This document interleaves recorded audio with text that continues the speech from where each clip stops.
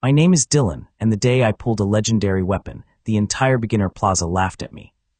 That was not an exaggeration. Hundreds of players were gathered around the awakening fountain, waiting to see what kind of weapon the crystal would give each of us. One player received a flame spear and instantly gained a crowd. Another got twin axes that growled like angry wolves. Then Grant stepped forward and pulled a black lightning blade from the fountain. The sky flashed, the stone under his boots cracked, and every ranking board in the plaza lit up with his name. Grant did not even smile. He just rested the sword on his shoulder, like the world had finally handed him something worthy of him. Then it was my turn. I reached into the fountain, felt something cold, and pulled out what looked like a strip of window glass with a handle. The blade was completely transparent. It was so thin that when I held it sideways, it disappeared. There were no flames, no lightning, no dragon carved into the hilt. It did not hum. It did not glow. It did not even make a dramatic sound. A tiny status window floated over it. Recursion. Attack power, 1. Critical hit chance, 1%. Skill slots, 1. The single skill was called tap. Tap dealt 1 point of damage. That was all. For 3 full seconds, the plaza stayed silent. Then someone snorted. Another player laughed. A third asked if the fountain had given me a drinking straw. Within moments, people were bending over and wiping tears from their eyes. Grant finally looked at me. His lightning blade was still throwing sparks into the air. "Try not to cut your finger," he said. That got an even bigger laugh. I should have been embarrassed. Instead, I stared at one word: recursion. It was a strange name for a weapon that did almost nothing. A normal trash weapon would be called cracked glass sword or beginner's regret. Legendary weapons always had names connected to their real power. The weapon screen also had a faint gap under the tap skill, as if another line of text existed but had been erased. I turned the blade toward the sun. Deep inside the glass, smaller blades reflected inside smaller blades, repeating until they became too tiny to see. That was when I stopped hearing the laughter. A young crafter named Lena was standing near the fountain with a tool case under one arm. She was not laughing either. Lena had awakened a folding metal ruler that could measure hidden item traits, and she was already known for taking apart equipment that other crafters were afraid to touch. She stepped closer, tapped the flat of recursion with a silver needle, and frowned when the needle bent. "The attack value is real," she said, 1 point, "but the blade's material density has no readable limit." "That sounds useful. It sounds impossible." Grant walked past us. Lightning rolled behind him like a cape. "You two can study the invisible butter knife," he said. "I'm going to clear the first gate." Most of the plaza followed him. That was perfect. The beginner field outside the city was packed with round green slimes. They had 10 health each and moved at the speed of spilled pudding. New players spent hours hitting them, learning how their skills worked, and complaining about the drop rate of slime jelly. I found the weakest slime in the farthest corner and poked it with tap. 1 damage. The slime bounced into my shin. I poked it again. 1 damage. It bounced again. After 10 hits, it burst. Nothing unusual happened. I found another, then another. By the time I had killed 50 slimes, my arm hurt more than they did. I had dealt exactly 1 damage with every strike. My 1% critical chance had not triggered once. Statistically, that was annoying but normal. At slime number 73, recursion flashed. My hit dealt 2 damage. A normal critical hit. But right after the 2 appeared, a second number slammed over it, 4. Then the slime exploded so hard that a ring of green jelly splattered across the grass. I froze. The combat log showed something no beginner weapon should have been able to do. Tap dealt 1 damage, critical hit, 2 damage, recursive critical, 4 damage. I read the final line 3 times, then I started laughing. The entire plaza had seen 1 attack power and a 1% critical chance. That part was true. What none of them had seen was the hidden property inside the blade. Whenever recursion landed a critical hit, it rolled again. If that second roll succeeded, the damage doubled again. If that roll succeeded, it rolled again. There was no listed maximum. A normal sword could turn 100 damage into 200. Mine could turn 1 into 2, 2 into 4, 4 into 8, 8 into 16, and keep doubling until luck finally blinked. The chance was terrible. The base attack was a joke, but the ceiling did not exist. My first recursive chain had only reached 4 damage, and I was already thinking about how to break the world with it. Most players built for large numbers. They wanted 1 huge swing with a high critical chance. That was the wrong approach for recursion. If I dealt too much damage, weak enemies would die before I had enough chances to begin a chain. I needed the opposite. I needed to hit as fast as possible, as weakly as possible, as many times as possible. I sold my beginner coat, my spare boots, and every slime drop I had collected. With the money, I bought the most embarrassing equipment in the market. A pair of frantic gloves increased attack speed by 20%, but lowered attack power by half. Since my attack power was 1, the penalty did nothing. Bent Needle added a bleed effect that dealt 1 damage every 5 seconds. On a normal build, it was worthless. On mine, every bleed tick was another critical roll. Cracked Bell created a phantom strike after every 10th hit. The phantom dealt 1% of my damage, 1% of 1 rounded up to 1. Finally, I bought a pair of Windstep sandals that made a squeaking duck noise whenever I dashed. The shopkeeper looked at my transparent sword, looked at my pile of defective equipment, and asked if I was trying to lose on purpose. I told him I was building a lottery machine. Then I went hunting for something that would not die quickly. Beyond the slime fields was the Thornwood, a dark forest filled with wolves, poison moths, and players who had already reached level 10. I was level 2. The safe choice was to stay in the fields until my stats improved. So naturally, I walked straight into the deepest part of the forest. A pack of gray wolves found me within 5 minutes. Each one had more health than every slime I had killed combined. They spread through the bushes and charged from 3 directions. I did not raise Recursion like a normal sword. I held it like a sewing needle. First wolf lunged. I sidestepped, squeaked across the dirt in my duck sandals and tapped its nose. 1 damage. The bent needle effect opened a tiny bleed. Another wolf snapped at my shoulder, so I ducked and tapped its front leg. 1 damage. The third came from behind. I rolled under it, tapped its belly twice, and let the cracked bell create a phantom strike. In less than 10 seconds, 3 wolves were bleeding from tiny cuts that looked more insulting than dangerous. Then the damage ticks started. 1, 1, 1. Wolves circled me while dozens of harmless numbers floated over their bodies. I kept moving, never blocking a full bite, never trying to overpower them. Every squeaking dash made them angrier. Every tap gave me another chance. The first critical dealt 2, no recursion. The second critical came from a bleed tick. 2, then 4, then 8. 1 wolf vanished in a burst of silver fragments. The other 2 stopped for half a second, as if even they were confused. That was enough. I rushed forward and turned tap into a storm. The skill had almost no recovery time because it was designed to be useless. My transparent blade flickered against fur, claws, ears, tails, and noses. I was not trying to hurt them. I was buying tickets. One of those tickets became 2 damage, then 4, then 8. Then 16. The second wolf flew backward through a tree. Final wolf tried to run. I chased it in squeaking sandals, tapped it on the rear leg, and watched a delayed bleed tick become a 4-stage chain. The wolf burst just before reaching the bushes. I gained 3 levels at once. More importantly, a new line appeared in Recursion's hidden description. A recursive chain that defeats a stronger enemy leaves an echo in the blade. Base recursion chance increased from 1% to 1.02%. The increase was tiny. I almost kissed the sword. Every impossible victory would make the next impossible victory slightly less impossible. Recursion did not just grow stronger, it learned from luck. That meant I needed enemies far above my level. The Thornwood's deepest clearing contained exactly 1. Boneboar was a field boss the size of a wagon. Its skin was covered in white plates, its tusks could punch through stone, and it had already defeated 2 beginner parties that morning. The recommended level was 15.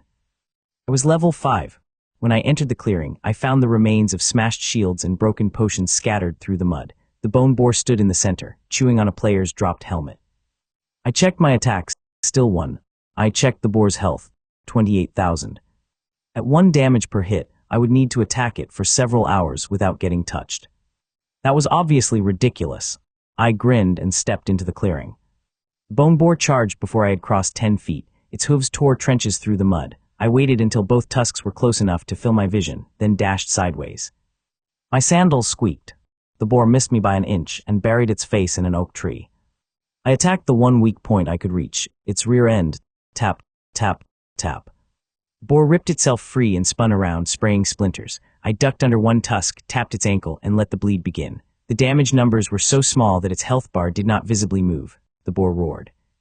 I ran for the next minute. The clearing turned into the stupidest boss battle anyone had ever seen. A monster that could destroy trees chased a level 5 player wearing duck sandals while I poked it with a glass needle. Every time it charged, I used a tree as cover. Every time it got stuck, I added more bleeds. When it stomped, I jumped onto its back and tapped both ears until it bucked me into a bush. I was not winning, I was creating chances. The Boneboar entered its enraged phase with 99% of its health remaining. Red steam poured from its mouth. Bone spikes erupted from its shoulders. Its speed doubled. 1 hit would kill me. That was when I stopped running in straight lines. I led it through the broken trees, around the same boulder, and across every patch of mud I could find. Its charges carved the clearing into a spiral. Each time it passed me, I landed 1 or 2 taps. Each tap created a bleed. Each 10th hit created a phantom strike, the boar's body filled with tiny 1 damage effects. 100 rolls became 500. 500 became 1,000. A critical hit flashed on its shoulder, 2 damage. The recursion failed. Another critical flashed from its left leg. 2 failed. A phantom strike landed. 2, 4 failed. The boar clipped me with 1 bone spike. My health dropped to 3%, and I slammed into the boulder hard enough to lose my breath. Turned, I could not survive another charge. The sensible move was to retreat from the field boss zone and save my equipment. Instead, I stood up and pointed recursion at it. "Come on," I whispered, "give me one bad decision." The bone boar lowered its head. I ran directly at it. The players watching from the edge of the forest shouted. They had arrived sometime during the chase, probably expecting to collect my dropped items after I died. From their angle, I was charging a wall of tusks with a sword that dealt 1 damage. That was exactly what it looked like. At the last second, I planted 1 duck sandal on the flat of the boar's tusk. The sandal squeaked. I ran up the curved bone, jumped over its forehead, and dragged recursion across every spike on its back. Tap activated 32 times, because each spike counted as a separate target surface. 32 cuts, 32 fresh blades, 32 phantom counters advancing at once. The bone boar passed under me. I flipped, landed in the mud, and watched the damage numbers begin. 1, 1, 2, 1, 2, 4, 1, 1. Then a bleed tick near its neck flashed brighter than the others. 2, 4, 8, 16, 32, 64. The chain did not stop. 128, 256, 512, 1024.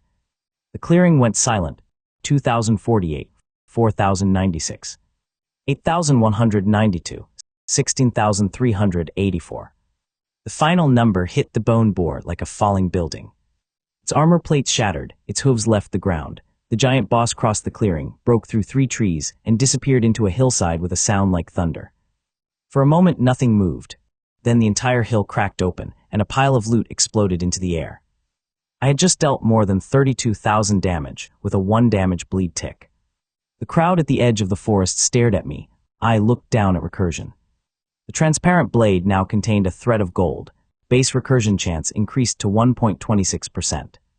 I had gained 10 levels, a field boss title, and enough loot to buy real equipment. I kept the duck sandals. They had earned it. By the time I returned to the city, the clip of the bone boar flying through 3 trees had already spread across every public screen. Players who had laughed at my sword now argued that I must have used an illegal explosive. Others claimed the boar had been weakened. One expert slowed down the footage and pointed out that the fatal damage came from a bleed tick worth 1 point. That only made the argument louder. Grant was waiting near the gate. His black lightning sword had already carried him to level 18, 1 level above me. A group of admirers stood behind him, all pretending they had not watched my boss kill several times. Grant glanced at the gold thread inside recursion. "Lucky hit," he said. He was right. That was the frightening part. I smiled and walked past him. 1 lucky hit killed a boss you skipped. The lightning around his blade snapped hard enough to scorch the gate. Lena found me before Grant could decide whether to challenge me. She dragged me into her workshop, locked the door, and placed recursion under 6 different lenses.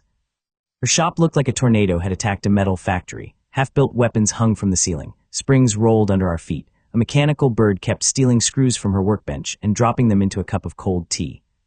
Lena examined the gold thread and finally leaned back. "It remembers successful recursion depth," she said. "The stronger the enemy compared with you, the more of the chain becomes permanent." That is what I thought. You understand how dangerous this is. For enemies. For mathematics.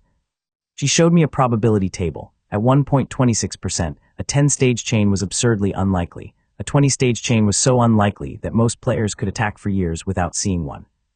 A chain like the one that killed the bone boar should not have happened during my first day. I pointed at my gloves, bell, needle, and sandals.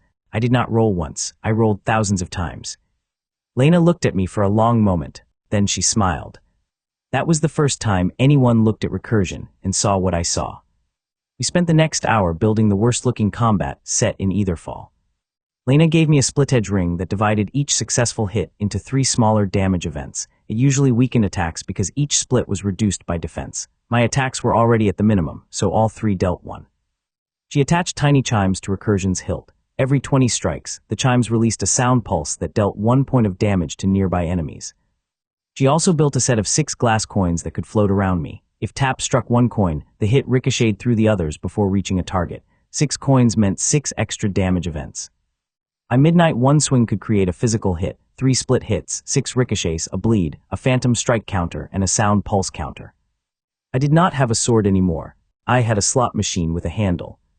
Next morning, the city announced the opening of the Glass Orchard, a temporary dungeon where crystal insects hatched from transparent fruit. The final boss was 30 levels above me. Its shell reflected high damage attacks, which made most top players avoid it. To me, that sounded like breakfast. What I did not know was that someone else had watched the bone boar footage and reached a different conclusion. Grant thought my sword was a trick. A group of criminals thought it was a treasure. And before the day ended, both of them were going to learn that attacking me was the fastest way to ruin their lives. The Glass Orchard looked beautiful from a distance. Thousands of crystal trees covered a floating island above the city. Their branches bent under clear fruit, and every fruit contained a sleeping insect the size of a fist. Sunlight passed through the entire forest and split into rainbows across the grass. Then someone touched the first tree. Every fruit opened at once. Crystal beetles poured through the air like a sparkling flood. Their wings sounded like broken bottles in a washing machine. The first group of players tried to crush them with heavy attacks, but the beetles reflected a portion of every large hit. Swordsmen hurt themselves. Mages detonated their own spells in their faces. Within minutes, the entrance was full of injured players retreating under a cloud of angry glass bugs. I walked past them wearing a coat Lena had sewn from soft gray cloth. The coat had no defense. Instead, it was covered in hundreds of tiny flexible thorns. Each time something hit me, the coat reflected 1 damage. A normal player would have called it useless. I called it another pocket full of lottery tickets. Beetles swarmed me before I reached the second tree. Tiny crystal jaws bit my sleeves, my hair, my gloves, and 1 very unfortunate piece of my duck sandal. My health dropped in little steps. The coat answered every bite. 1 damage, 1 damage, 1 damage. Dozens of reflection numbers appeared at once. Every number could begin a recursion. Every successful critical could roll again. I spun recursion in front of me, not to block, but to tap my 6 floating coins. Each coin redirected the strike into another beetle. The split-edge ring turned each contact into 3. My chimes rang. Phantom strikes flickered. Bleed effects crawled across transparent wings. To everyone watching from the entrance, it looked like I had walked into a tornado of shattered glass. Then the critical hits started. A 4-stage chain popped 1 beetle. A 6-stage chain blasted through another and ricocheted into the branches. A reflection tick reached 8 stages and launched a beetle so hard that it punched through 3 crystal fruits. Those fruits opened, releasing more insects. That was good. More insects meant more incoming bites. More bites meant more reflected hits. More reflected hits meant more chances. I spread my arms and let the swarm cover me. Someone at the entrance yelled that I had lost my mind. They were late. I had lost my mind the moment I realized 1 damage could become infinity. My health continued dropping, but Lena's coat had 1 more ridiculous feature. Every 100 reflected hits tightened the fabric and gave me 1 second of damage reduction. The faster the swarm attacked, the harder I became to kill. Soon I was running through the orchard with thousands of beetles behind me, squeaking with every step. I slapped trees with recursion as I passed. Fruit shattered. More insects joined. The sparkling cloud grew so large that it blocked out the sun. I was not clearing the dungeon. I was collecting ammunition.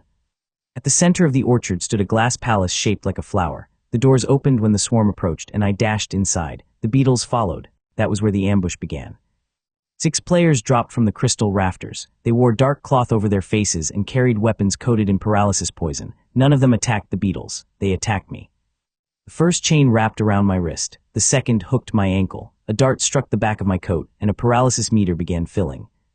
The attackers had prepared well. They knew my damage depended on many hits. They had brought a powder that slowed attack speed. They had also watched enough footage to avoid striking my thorn coat more than necessary. Their leader pointed at Recursion and ordered me to drop it. I looked around the palace. Crystal walls, crystal floor. Thousands of crystal beetles pushing through the doorway. 6 criminals standing in a perfect circle around me. I almost felt guilty. Almost. I let Recursion fall. The transparent sword landed flat on the crystal floor and vanished from sight. The attackers relaxed for half a second, then I stomped on the hilt. The blade flipped up, struck the first floating coin, and ricocheted through all 6. One tap became 6 coin hits. The split-edge ring turned those into 18 damage events. Each event bounced off the glass walls. The palace had been designed to reflect light-based attacks, but Lena had discovered that the walls also reflected any hit produced by a transparent weapon. Recursion's 1 damage taps did not disappear after the first impact. They kept traveling. 18 became 36. 36 became 72. The hits crossed the room again and again, drawing a glowing web around the attackers. The criminals tried to move, but they had surrounded me too closely. Every step placed them in another path. One raised a shield and accidentally reflected 30 hits into his own group. Another swung at me, struck my coat, and added a reflected damage roll to the storm. Then the beetles entered. I pulled the chain off my wrist, caught Recursion as it returned, and tapped the floor. The sound pulse from my chimes rang through the palace. Every beetle turned toward the loudest moving targets. That was no longer me. 6 attackers started screaming as the swarm covered them. They slashed wildly, and every high-damage attack bounced off crystal shells into crystal walls, then back into their own bodies. My tiny hits moved through the chaos like sparks in dry grass. Critical chains appeared everywhere. 2, 4, 8, 16. One attacker tried to escape through a side door. I struck a coin behind his head. The hit split bounced off 2 pillars and cut the straps holding his boots. He tripped into a pile of beetles and vanished under shining wings. Another attacker leaped toward the ceiling. I used tap on the chain still wrapped around my ankle. The hit traveled through the metal links, reached his weapon, and triggered a 5-stage recursion. His sword exploded out of his hand and pinned his sleeve to the wall. I did not kill any of them. That would have been wasteful. Instead, I used my smallest damage values to break belts, cut weapon grips, sever poison tubes, and pop the straps on their masks. The swarm did the rest. By the time the city guards reached the palace, 6 wanted criminals were hanging upside down from their own chains, covered in beetle bites and crying for help. I handed the guards a recording crystal Lena had hidden in my coat. It showed the entire ambush, including the moment they demanded Recursion. The guards dragged them away. The watching players stared at me like I had transformed into a monster. I had not. I was still a level 17 player in duck sandals with 1 attack power. I had just chosen the battlefield before my enemies realized there was a battle. Grant arrived after the arrests. He had cut through the orchard alone, leaving a smoking trail of crystal insects behind him. His lightning blade hummed with enough power to kill the dungeon boss in a few blows. He looked at the glass palace, the endless ricochet marks, and the criminals being carried toward the exit. "You knew they were coming," he said. "I knew someone would be greedy. You used yourself as bait." "I used the sword as bait. I am much less valuable." Grant glanced at Recursion. For the first time, he did not call it trash. Then the palace shook. All the crystal fruit in the orchard rose into the air. The glass beetles stopped biting the captured criminals and flew toward the ceiling. Their bodies fused into long, transparent limbs. Wings became plates. Jaws became a crown. The dungeon boss descended through the roof. The glass queen was not shaped like a person. It resembled a dragonfly with 12 bladed legs and a body made from hundreds of spinning lenses. Every lens could focus sunlight into a cutting beam. Its health bar stretched across the entire palace. Recommended level 45, my level 17. Grant raised his lightning sword. "Stay back," he said. The glass queen fired. A wall of white light cut through the palace. Grant split the beam with 1 slash, but the reflected halves carved trenches through the floor. He vanished in black lightning, appeared over the boss, and drove his sword into one of its lenses. The impact shook the island. The glass queen lost 3% of its health. Then the lens reflected the attack. Grant was hit by his own lightning and smashed through a pillar. He landed on his feet, but smoke rose from his coat. I tapped one of my floating coins. The hit bounced into the same lens. 1 damage.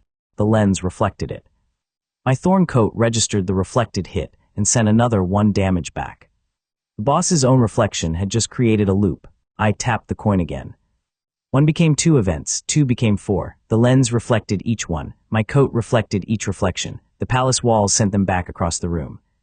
Within seconds, hundreds of tiny hits were circling between me and the glass queen. Grant stared at the damage numbers. "You planned this too." "No," I said, "but I appreciate thoughtful architecture." The glass queen folded its wings and charged. I ran directly under it. Its bladed legs stabbed the floor around me, each impact sending shards in every direction. The shards hit my coat. The coat reflected. The reflected damage struck the boss's lower lenses. Those lenses reflected again. I was standing inside a machine that manufactured critical rolls. The only problem was survival. My health dropped faster than the coat could protect me. A light beam grazed my side and left me at 40%. A leg clipped my shoulder and reduced me to 12. I could not drink a potion without slowing my attacks, and if I stopped moving, the next beam would cut me in half. Grant rushed back into the fight. He did not attack the boss, he struck the floor. A line of black lightning raced under the Glass Queen and forced it to rise. The next beam passed over my head instead of through it. I thought you told me to stay back, I said. I changed my mind. That was the closest Grant could come to admitting he wanted to see what happened. I gave him a job, keep it turning. Grant understood immediately. He became a streak of lightning around the palace, attacking pillars, walls, and floor panels instead of the boss. Every strike changed the angle of the Glass Queen's lenses. The boss followed him, trying to focus its beams. I stayed in the center and tapped my coins as fast as my arms could move. Grant's attacks were huge. Mine were almost nothing. Together, they turned the palace into a spinning cage of light. Beams ricocheted from wall to wall. Tiny cuts crossed through them. Phantom strikes appeared wherever I had stood a second earlier. Bleed ticks popped along the boss's joints. My chimes rang so quickly that the sound became a steady note. The Glass Queen's health barely moved. That was fine. I did not need steady progress. I needed one mistake from probability. A critical hit appeared on the left wing. 2 damage. It rolled again. 4 failed. Another began on a reflected beam. 2, 4, 8. Failed. A bleed tick reached 16. A phantom strike reached 32. The Glass Queen's health fell by less than 1%. Then the boss entered its prism frenzy. Every lens opened. Thousands of beams filled the palace. Grant shouted for me to get down. I did the opposite. I jumped onto the flat of his lightning blade. Grant's eyes widened, but he swung on instinct. The sword launched me upward like a cannon. I flew through the center of the Glass Queen's rotating lenses. As I passed, I dragged Recursion along every edge. One transparent blade touched 100 transparent lenses. The split edge ring tripled each contact. My 6 coins followed me through the boss, adding ricochets. The cracked bell released 12 phantom strikes. The bent needle applied bleed to every rotating segment. I came out above the Glass Queen with more than 2,000 damage events waiting to resolve. Then the boss fired all its beams. Beams struck my coat while I was still in the air. The thorn fibers reflected 1 damage per beam. Those reflections hit the lenses from the inside. The lenses reflected them again. The palace walls caught the leftovers. For one impossible second, the entire dungeon became a sphere of tiny white numbers. I fell. Grant caught the back of my coat with one hand and threw me toward the balcony. Behind us, the recursive chains began. Most died at 2, some reached 4. A few reached 8, one reached 64 and cracked a lens. Another reached 512 and tore off a wing. Then a bleed tick on the Glass Queen's central core flashed gold. 2, 4, 8, 16, 32, 64, 128, 256. 512, 1024, 2048, 4096. 8,192, 16,384. 32,768, 65,536. The chain continued. The gold thread inside Recursion burned bright enough to show through my hand. 131,072. The Glass Queen had more health than that. The next roll succeeded. 262,144. The fatal number appeared inside the boss, visible through every lens. The Glass Queen stopped moving. Then every part of it separated at once. 12 legs flew into 12 walls. Wings spun through the ceiling. Lenses burst into glittering rain. The palace unfolded like a glass flower hit by lightning, and a shock wave rolled across the entire orchard. Grant and I stood on the balcony, while crystal fragments fell around us. One tiny piece landed on my duck sandal. It squeaked. Grant laughed. It was one sharp sound, like he had tried to stop it and failed. Then he looked away before anyone else could notice. The boss's loot filled the center of the palace. Among the rewards was a legendary skill crystal called Hummingbird Stance. Its effect was perfect. While active, my attack power could not rise above 1. In exchange, my attack speed increased every time I hit the same target, stacking without a listed maximum until I stopped attacking. For every other player, it was a curse disguised as a skill. For me, it was a love letter. Recursion absorbed the Glass Queen's echo. Base recursion chance increased to 2.8%. That number still looked small. It was almost 3 times what I had started with. Outside the dungeon, the crowd did not laugh when I passed. They moved aside. The same expert who had called the bone boar kill suspicious posted a new analysis. He estimated that my final chain had a probability so low that it should have required millions of attempts. He missed the point again. I had created millions of attempts. That was the difference between hoping for luck and building a factory that produced it. The 6 criminals from the palace were taken to the city jail. Under questioning, they admitted that someone had paid them to steal Recursion. They did not know the buyer's face. They only knew his name. Wade, I had heard it before. Everyone had. Wade controlled the most feared criminal guild in Etherfall. His people hunted rare item owners outside safe zones, trapped dungeon parties, and sold stolen gear through hidden markets. Wade himself almost never appeared. He preferred to make other people attack first, then collect whatever remained. He had watched me turn a 1-damage sword into a boss killer and decided it belonged to him. That was a serious mistake, not because I was angry. Because Wade had just volunteered to provide me with a steady supply of stronger enemies. I left the glass orchard with Hummingbird stance equipped, Recursion glowing with a second gold thread, and Grant walking several steps behind me in complete silence.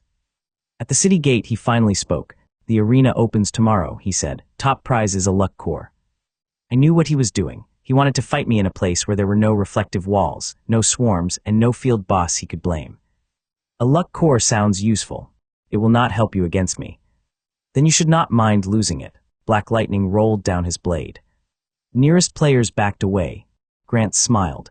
The rivalry everyone had expected on our first day finally began.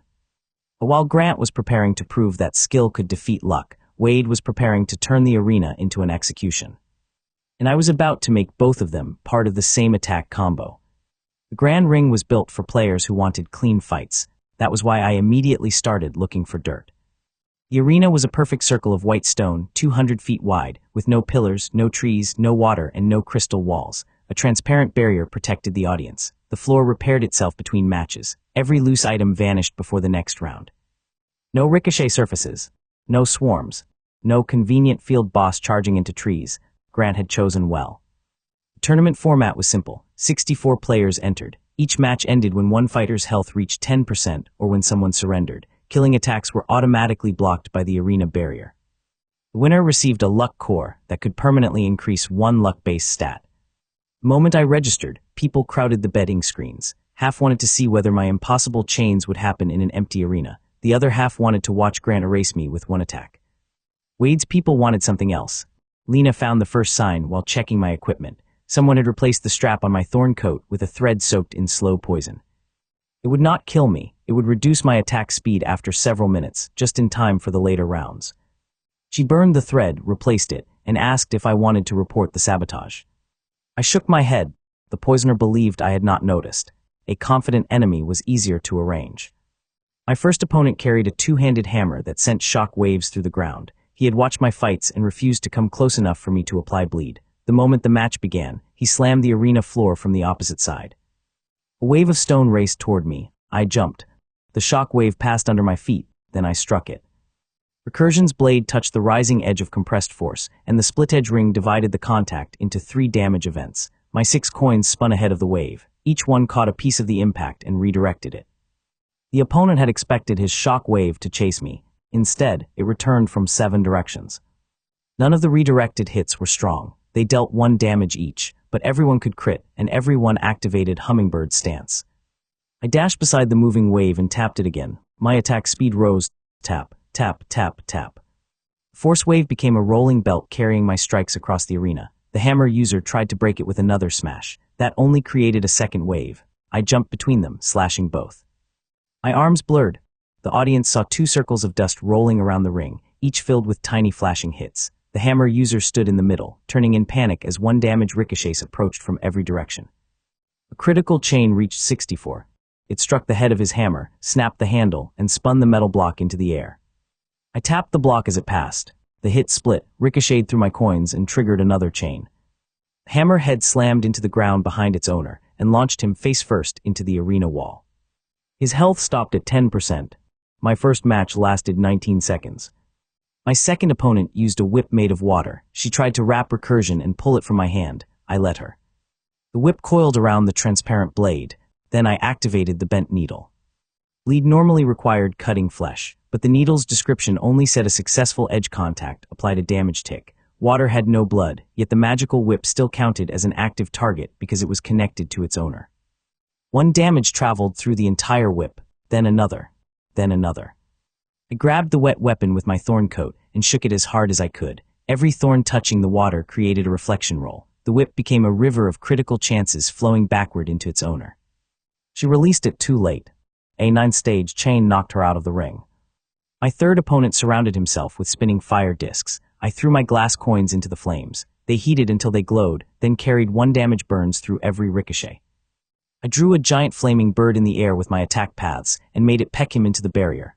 My fourth opponent turned invisible. I rang the chimes on Recursion and filled the arena with sound pulses. Each pulse dealt 1 damage when it touched him. His outline appeared as a cloud of floating numbers. I attacked the numbers. My fifth opponent raised 10 linked stone drums around the arena. Each drum transferred damage to him and released a shock pulse when struck. I touched 1 drum with hummingbird stance and attacked it so quickly that all 10 began vibrating. The shared 1 damage hits bounced through their links, multiplied into a storm, and knocked him unconscious before he could cancel the skill. By the semifinal, nobody was laughing. Grant reached the final from the opposite side of the bracket without taking a visible hit. His black lightning sword grew faster with every victory. He did not play with his opponents. He crossed the arena once and their weapons broke. He crossed it twice and their health hit 10%. The crowd expected our final. Wade's people expected their opening. My semi-final opponent never reached the arena. The gate opened, but instead of 1 fighter, 8 masked attackers rushed onto the field. They were not tournament competitors. They had entered through a service tunnel after disabling the guards. Each carried a thin red blade designed to damage equipment rather than players. They ignored my body and aimed for Recursion. The audience shouted. The barrier locked down. Arena officials tried to open the exits, but the attackers had jammed the controls from inside the tunnel. I stood alone in the center of the white ring. No walls to use. No insects to attract. 8 enemies, all at least 20 levels above me. This was the clean fight Grant had wanted. Unfortunately for the attackers, I had spent the previous 5 matches decorating the floor. The arena repaired obvious damage between rounds. It removed dropped weapons and closed cracks. It did not remove effects that dealt 0 damage. During every match, I had used Recursion to scratch hair-thin circles into the stone. The marks were too shallow to count as damage. Between rounds, I had walked around the arena, pretending to wave at the crowd while adding more lines. 64 circles, 8 spirals, 1 enormous pattern connecting them. Lena had coated the edge of Recursion with powdered resonance crystal. Every scratch was now a silent chime. The first attacker reached me. I blocked his red blade with the flat of Recursion. 1 attack power should have lost to his weapon instantly. Instead, the impact rang the nearest circle. That circle rang the next. The sound traveled through the entire hidden pattern. 64 circles activated at once. The white arena floor became a speaker. A pulse of 1 damage sound struck every attacker from below. The split-edge ring divided each hit. The glass coins caught the vibrations and ricocheted them. My phantom strikes appeared at every point where I had attacked during the previous matches, because the cracked bell had been counting positions, not only time. The empty arena filled with hundreds of translucent versions of my sword. They all tapped at once. The attackers froze inside a storm of tiny impacts. I activated hummingbird stance and ran along the spiral lines. Every step made my duck sandals squeak. Every squeak entered the resonance pattern. Lena had tuned the arena to my shoes. I was fighting 8 criminals with weaponized duck noises. It was the proudest moment of my career. The attackers swung wildly. Their blades cut through phantom strikes and hit the floor. Each impact triggered another circle. One tried to leap over the pattern, so I kicked a floating coin into his path and tapped it. The ricochet cut his belt, his mask strap, and both bootlaces. He landed without any of those things working. Another threw a net. I spun Recursion through its threads. Each thread counted as a contact. Hummingbird stance stacked 50 times in one motion. I caught the net, whipped it around, and wrapped 3 attackers together. The remaining 5 rushed me at once. That was what I wanted. I dropped my guard and let their red blades hit the thorn coat. 5 reflected damage events became 15 through the split-edge ring. The floor echoed them. The circles echoed the echoes. My coins redirected the leftovers back into the attacker's weapon hands. Critical chains sparked across the ring. I could have waited for a giant number. I did not need 1. I used medium chains with surgical precision. A 32 damage burst snapped a sword guard. A 64 damage burst broke a knee pad. 128 chains severed the cord, holding a poison pouch before it could open. One attacker raised a flare to signal the people in the tunnel. I struck the flare, made the hit ricochet around all 6 coins, and sent it backward into the tunnel. The flare exploded among the hidden group, waiting to rush in. The city guards saw the light from the other entrance and charged. Within 1 minute, the 8 attackers in the arena were tied together with their own net. The people in the tunnel were pinned under a collapsed equipment rack. None had escaped. None had died. I stood on top of the pile and held up Recursion. The crowd erupted. Barrier reopened. Guards flooded the ring and dragged Wade's people away. The tournament officials offered to postpone the final. Grant stepped through his gate. No, he said. I agreed. The arena floor repaired itself for real this time. My hidden circles vanished. The coins returned to my side. The phantom positions reset. Grant and I faced each other on clean white stone. He had seen everything. He knew my attack patterns. He knew about the bleed, reflection, ricochets, sound pulses, and hummingbird stance. I knew his black lightning sword could cross the arena faster than I could blink. The announcer started the match. Grant vanished. I felt Recursion move before I saw him. I turned the blade sideways. Black lightning struck transparent glass. The impact launched me across the ring. My boots left 2 smoking lines on the floor. My health dropped to 60% even though I had blocked. Grant appeared where I had been. I tapped 1 floating coin while sliding. The hit ricocheted toward his shoulder. He cut it out of the air. That was bad. Then his sword sparked. That was good. The 1 damage hit had touched his lightning field before he destroyed it. Energy traveled through the connection and hit my thorn coat. The coat reflected it. I had created a damage loop between our weapons. Grant noticed and canceled his lightning before the loop could grow. He was not a boss driven by simple attack patterns. He was clever, fast, and watching every number. This was going to be fun. He rushed again. I threw 3 coins high and 3 low. Grant cut through the high set, expecting the attack from above. I kicked the low set across the floor. Recursion tapped 1 coin. The hit skimmed under his sword and struck his ankle. 1 damage. Grant ignored it and slashed at my chest. I bent backward. The lightning blade passed close enough to burn my coat. My glass sword tapped the underside of his wrist. 1 damage. He spun, elbowed me in the ribs, and kicked me away before I could apply hummingbird stacks. My health fell to 38%. His was still above 99. The crowd began chanting his name. I attacked faster. Grant attacked smarter. Every time I tried to establish a bleed, he burned it away with lightning. Every time my phantom strike appeared, he destroyed it before it touched him. He moved between my coins, forcing me to retrieve them. He never struck the thorn coat directly. He had taken my entire fighting style apart in less than a minute. Then he made 1 mistake. He smiled. Grant believed he had solved Recursion. So I changed the question. I turned off Hummingbird's stance. My attack power rose from 1 to 18. It was still pathetic compared with his, but the sudden change altered the speed and angle of every ricochet. Grant cut where the 1 damage coin should have been. The coin arrived early. Tapped his sword. 18 damage split into 3 6 damage events. Defense reduced them to 1 each, exactly as I expected, but the impact shifted the lightning blade half an inch. I stepped inside his guard. Instead of attacking Grant, I attacked myself. Recursion tapped a thorn on my own coat. The coat reflected 1 damage into the sword. The split-edge ring divided it. My coins caught the pieces. Grant was close enough to stand in the middle of all 6 paths. 6 hits landed from 6 angles. He blocked 4, 2 touched his coat. I reactivated Hummingbird's stance. The stack count began. Grant tried to retreat. I followed so closely that our shoulders almost touched. His sword needed space to accelerate. Mine needed none. Tap had the shortest motion of any attack skill in the game. I tapped his sleeve, his belt, the side of his boot. The lightning guard near his wrist, the air crackling around his blade. Every contact gave me speed. 10 stacks, 20, 50. My arm disappeared into a transparent blur. Grant became black lightning and circled me, but each time he moved, a phantom strike remained in his path. He destroyed 1, 2, 10, 20. The chimes counted his blocks as contacts. At 100 stacks, Recursion sounded like rain. At 200, the air around us turned white. At 300, Grant stopped trying to destroy every hit. He began aiming for 1 decisive strike. Black lightning gathered along his sword until the entire arena darkened. The barrier shook. The crowd fell silent. Grant raised the blade for the attack that had ended every previous match. I knew I could not block it. I knew I could not dodge it. So I gave it more targets. I threw all 6 glass coins directly into the lightning. Grant's attack struck them. Each coin shattered. The lightning passed through anyway and hit me. My health dropped 20%.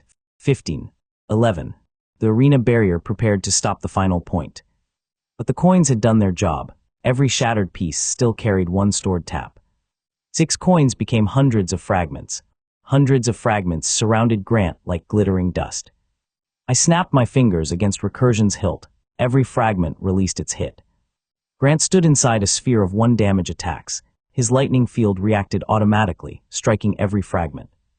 Every strike touched my glass. Every touch produced a reflection through the thorn coat. The arena became a thunderstorm trapped inside a snow globe. Critical chains erupted around him. 2, 4, 8. Most ended. Dozens continued. A chain reached 256 and broke his shoulder guard. Another reached 1024 and tore the lightning cloak from his back. Grant still held his sword. He pushed through the storm and charged at me. I had 1 attack left before the barrier stopped us. So did he. We swung. His black blade cut toward my neck. Recursion touched the center of his lightning. The initial hit dealt 1. It became 2, then 4, 8. 16, 32. Grant's sword was 1 inch from my skin. 64, 128. The force slowed his arm. 256. His blade stopped. 512. The lightning around us collapsed inward. 1024. Grant's health fell to 10%. The arena barrier flashed between us. My glass sword rested against his. His rested against the barrier beside my neck. The match ended. For 1 heartbeat, nobody moved. Then the crowd became louder than the Glass Queen's death. I had beaten Grant by less than a second and 1 percentage point of health. He looked at Recursion, then at the shattered coins falling around us. "You attacked your own coat," he said. "It was closer." "That is the dumbest clever thing I have ever seen. Thank you." Grant lowered his sword. He did not make excuses. He did not blame luck. He reached out, grabbed my wrist, and raised my hand for the crowd to see. That mattered more than the prize.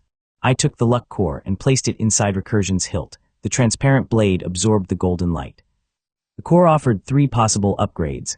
Higher initial critical chance. Higher item drop luck. Higher recursion stability. I chose recursion stability. It did not increase the chance of a recursive roll succeeding. Instead, it prevented outside effects from lowering that chance. Poison, curses, fear, bad luck fields, and enemy debuffs could no longer push recursion below its permanent base value. Wade had tried to slow me before the tournament. Now he would never be able to make the sword less likely to explode. The captured attackers were sent to the city jail with the others. One carried a route map to a moving dungeon called the Midnight Rail. Wade's guild planned to seize the train the next evening, trap every passenger inside, and steal a shipment of rare skill crystals. The guards prepared a large force. I told them not to.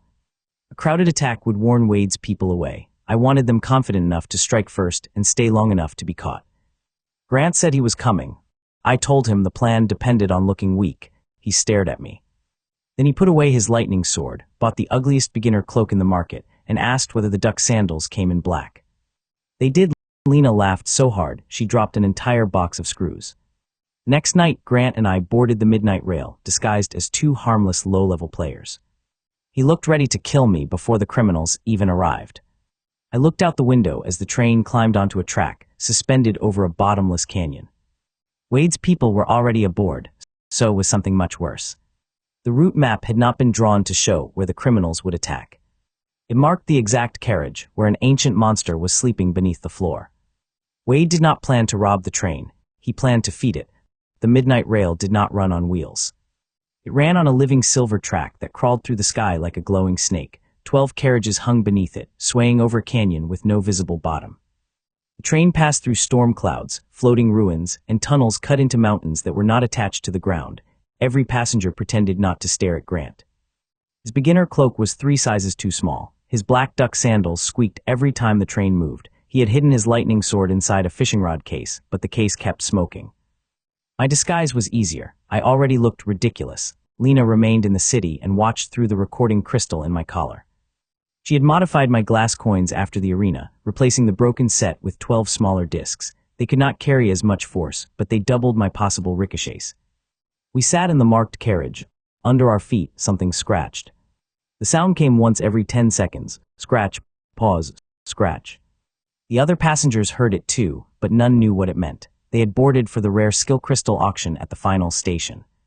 Most were crafters and merchants, not fighters. Several had guards, but Wade's people had already positioned themselves among them. I counted 18 criminals.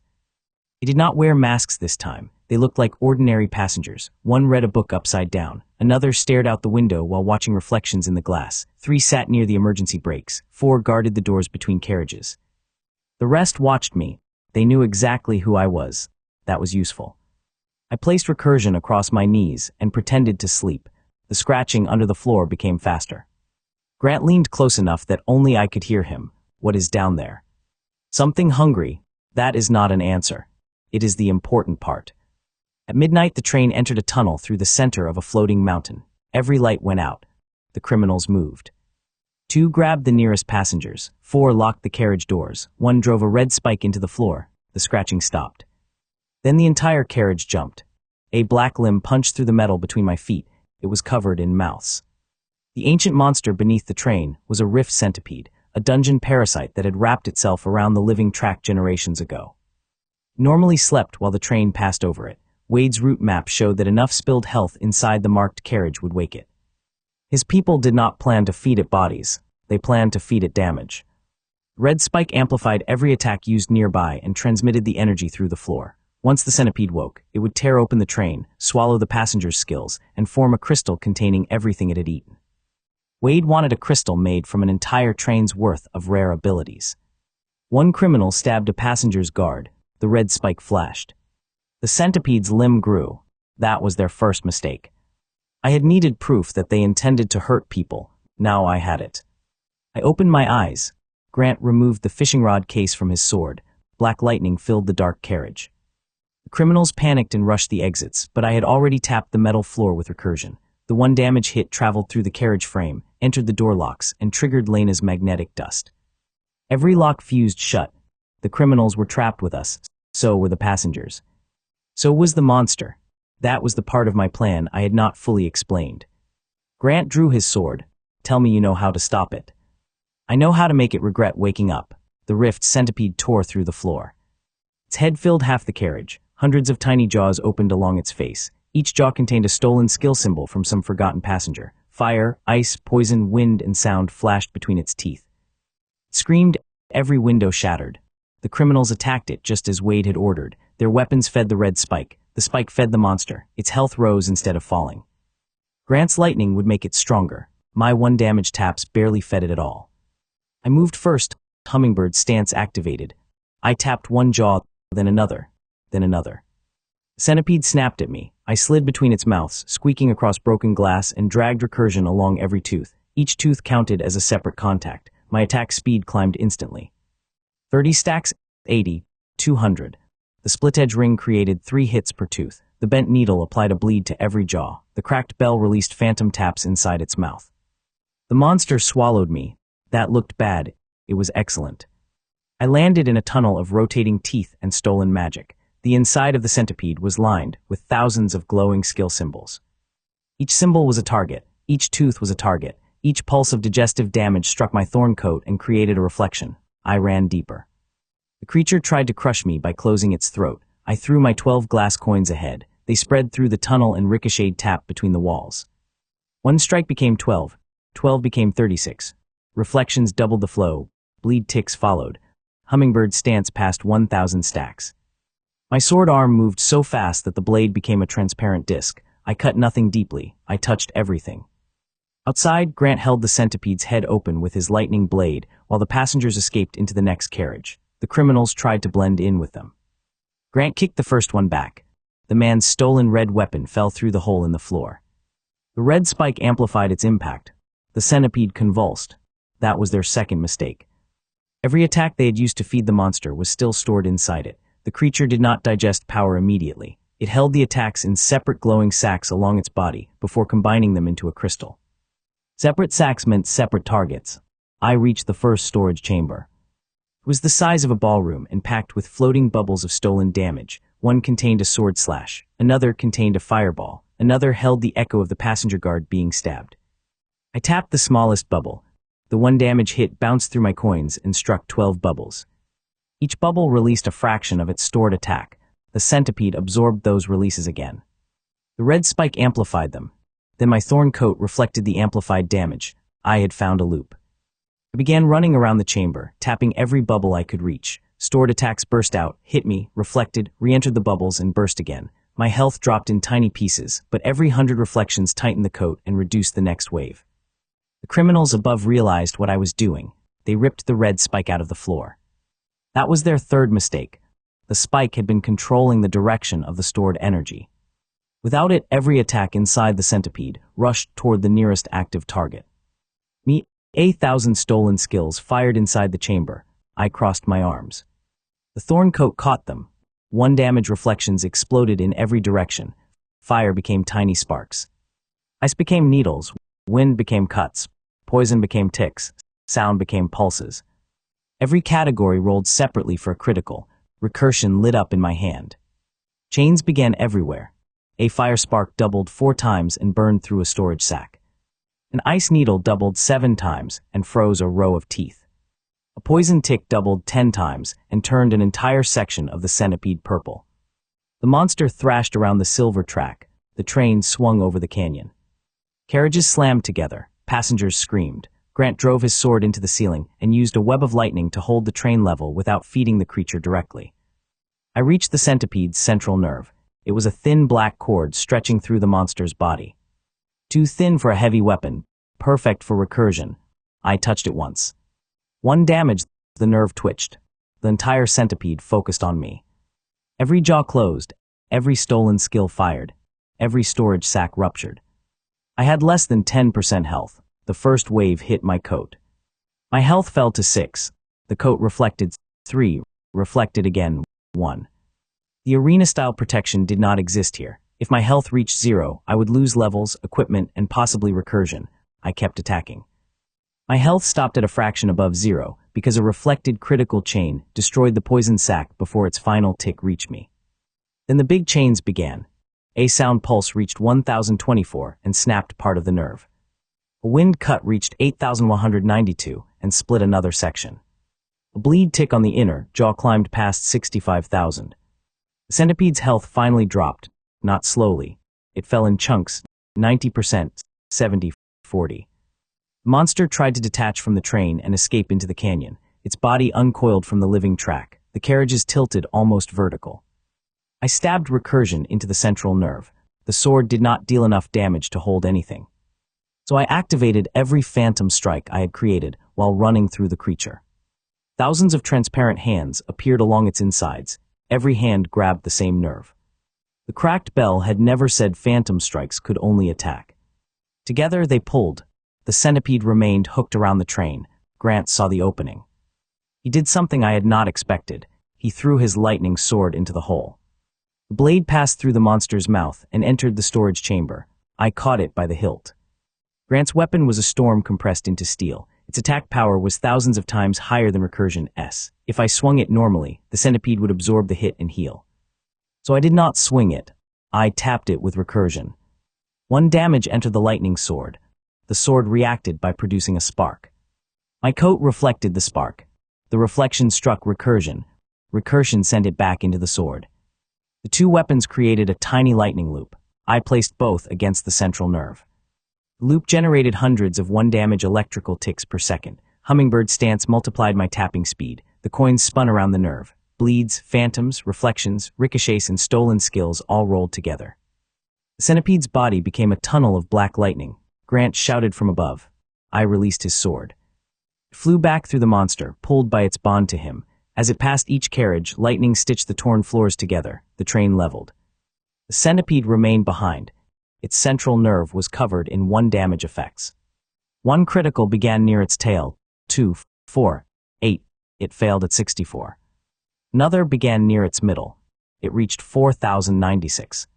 A poison tick reached 131,072. The centipede still lived. Then the very first tap I had placed on its central nerve activated a delayed phantom. 1 damage critical, 2 recursive critical, 4, 8, 16.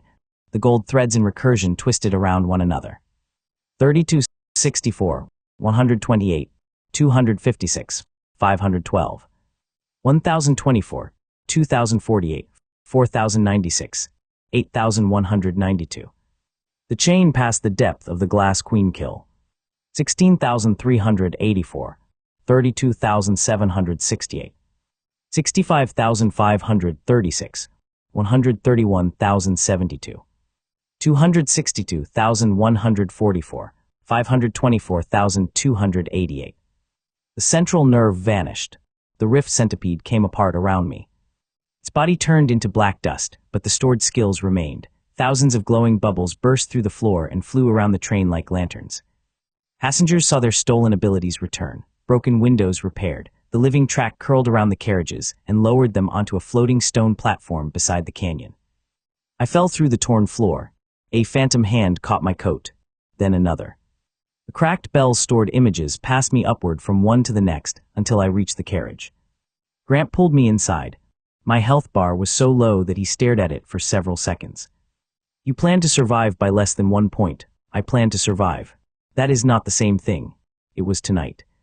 The criminals had nowhere to go. The train had stopped on an isolated platform. The doors remained fused. The guards waiting in the rear carriages moved forward and arrested every one of them. One criminal tried to jump into the canyon. I tapped his coat as he passed. The hit ricocheted through 12 coins, cut his parachute straps loose from the wrong side, and tied them around a roof rail. He ended up hanging upside down outside the carriage until the guards pulled him in. The recording crystal had captured everything. Wade's people attacking passengers. The red spike, the attempt to awaken the monster. The entire train saw it. At dawn, another large piece of Wade's guild was inside the city jail. Recursion absorbed the centipede's echo. Base recursion chance increased to 8.4%. The jump was enormous. The centipede had been more than 50 levels above me, and the fatal chain had extended far beyond my previous record. For the first time, one recursive roll in 12 would succeed. That still sounded low to normal players. To a man who could create thousands of rolls in a second, it was terrifying. The Rift Centipede also dropped a skill crystal from the one part of its power that had not been stolen, Endless Segment. The skill caused every 10th hit in a combo to repeat itself after a delay. The repeated hit counted as a new attack, could apply bleed, could trigger a phantom, and could crit independently. I equipped it without hesitation. Now my attacks could create attacks that created more attacks. Recursion was beginning to live up to its name. At the final station, the passengers surrounded me. Some wanted to thank me. Others wanted to buy the sword. One offered enough money to purchase an entire district of shops. I refused all of them. Grant stood beside the train in his scorched beginner cloak. He had stopped pretending the duck sandals bothered him. Lena's voice came through the recording crystal. She had traced the red spike's material to a hidden workshop beneath the old aqueduct. The workshop belonged to Wade. We finally had a location. The guards wanted to move immediately. I looked at the map and noticed something strange. The workshop sat directly under a monster migration path. Every spring, thunderbirds crossed the mountains above it on the way to the Storm Monastery. The migration began in 2 days. Wade had chosen the location because the constant lightning hid the energy of his machines. He probably thought the birds protected him. I saw several thousand flying critical rolls. Grant looked at my expression and sighed. No, I did not say anything. You are thinking about getting struck by an entire flock, only the smaller birds. No. Lena joined us through a return gate, carrying a box of copper wire and the kind of smile that meant she had already started designing something dangerous. Grant looked from her to me. Then he looked down at his duck sandals. They had better survive lightning, he muttered. The attack on Wade's workshop could have ended the hunt. Instead, it revealed why he wanted recursion so badly. Wade was not collecting rare weapons for money. He was building a creature that could store an unlimited number of attacks. And he needed a sword with no damage ceiling to wake it. The old aqueduct had not carried water in years. It carried thunder. Copper pipes covered the stone arches from top to bottom. Every time lightning struck the mountains, the pipes caught the energy and sent it underground. Wade's hidden workshop sat at the center of that network, buried beneath a dry reservoir where no one could hear machinery. The guards approached through the lower tunnels. Grant waited above the reservoir with his sword drawn. Lena crouched behind a broken pillar, connecting copper wire to my coat. I stood in the open and held recursion toward a black sky filled with migrating thunderbirds.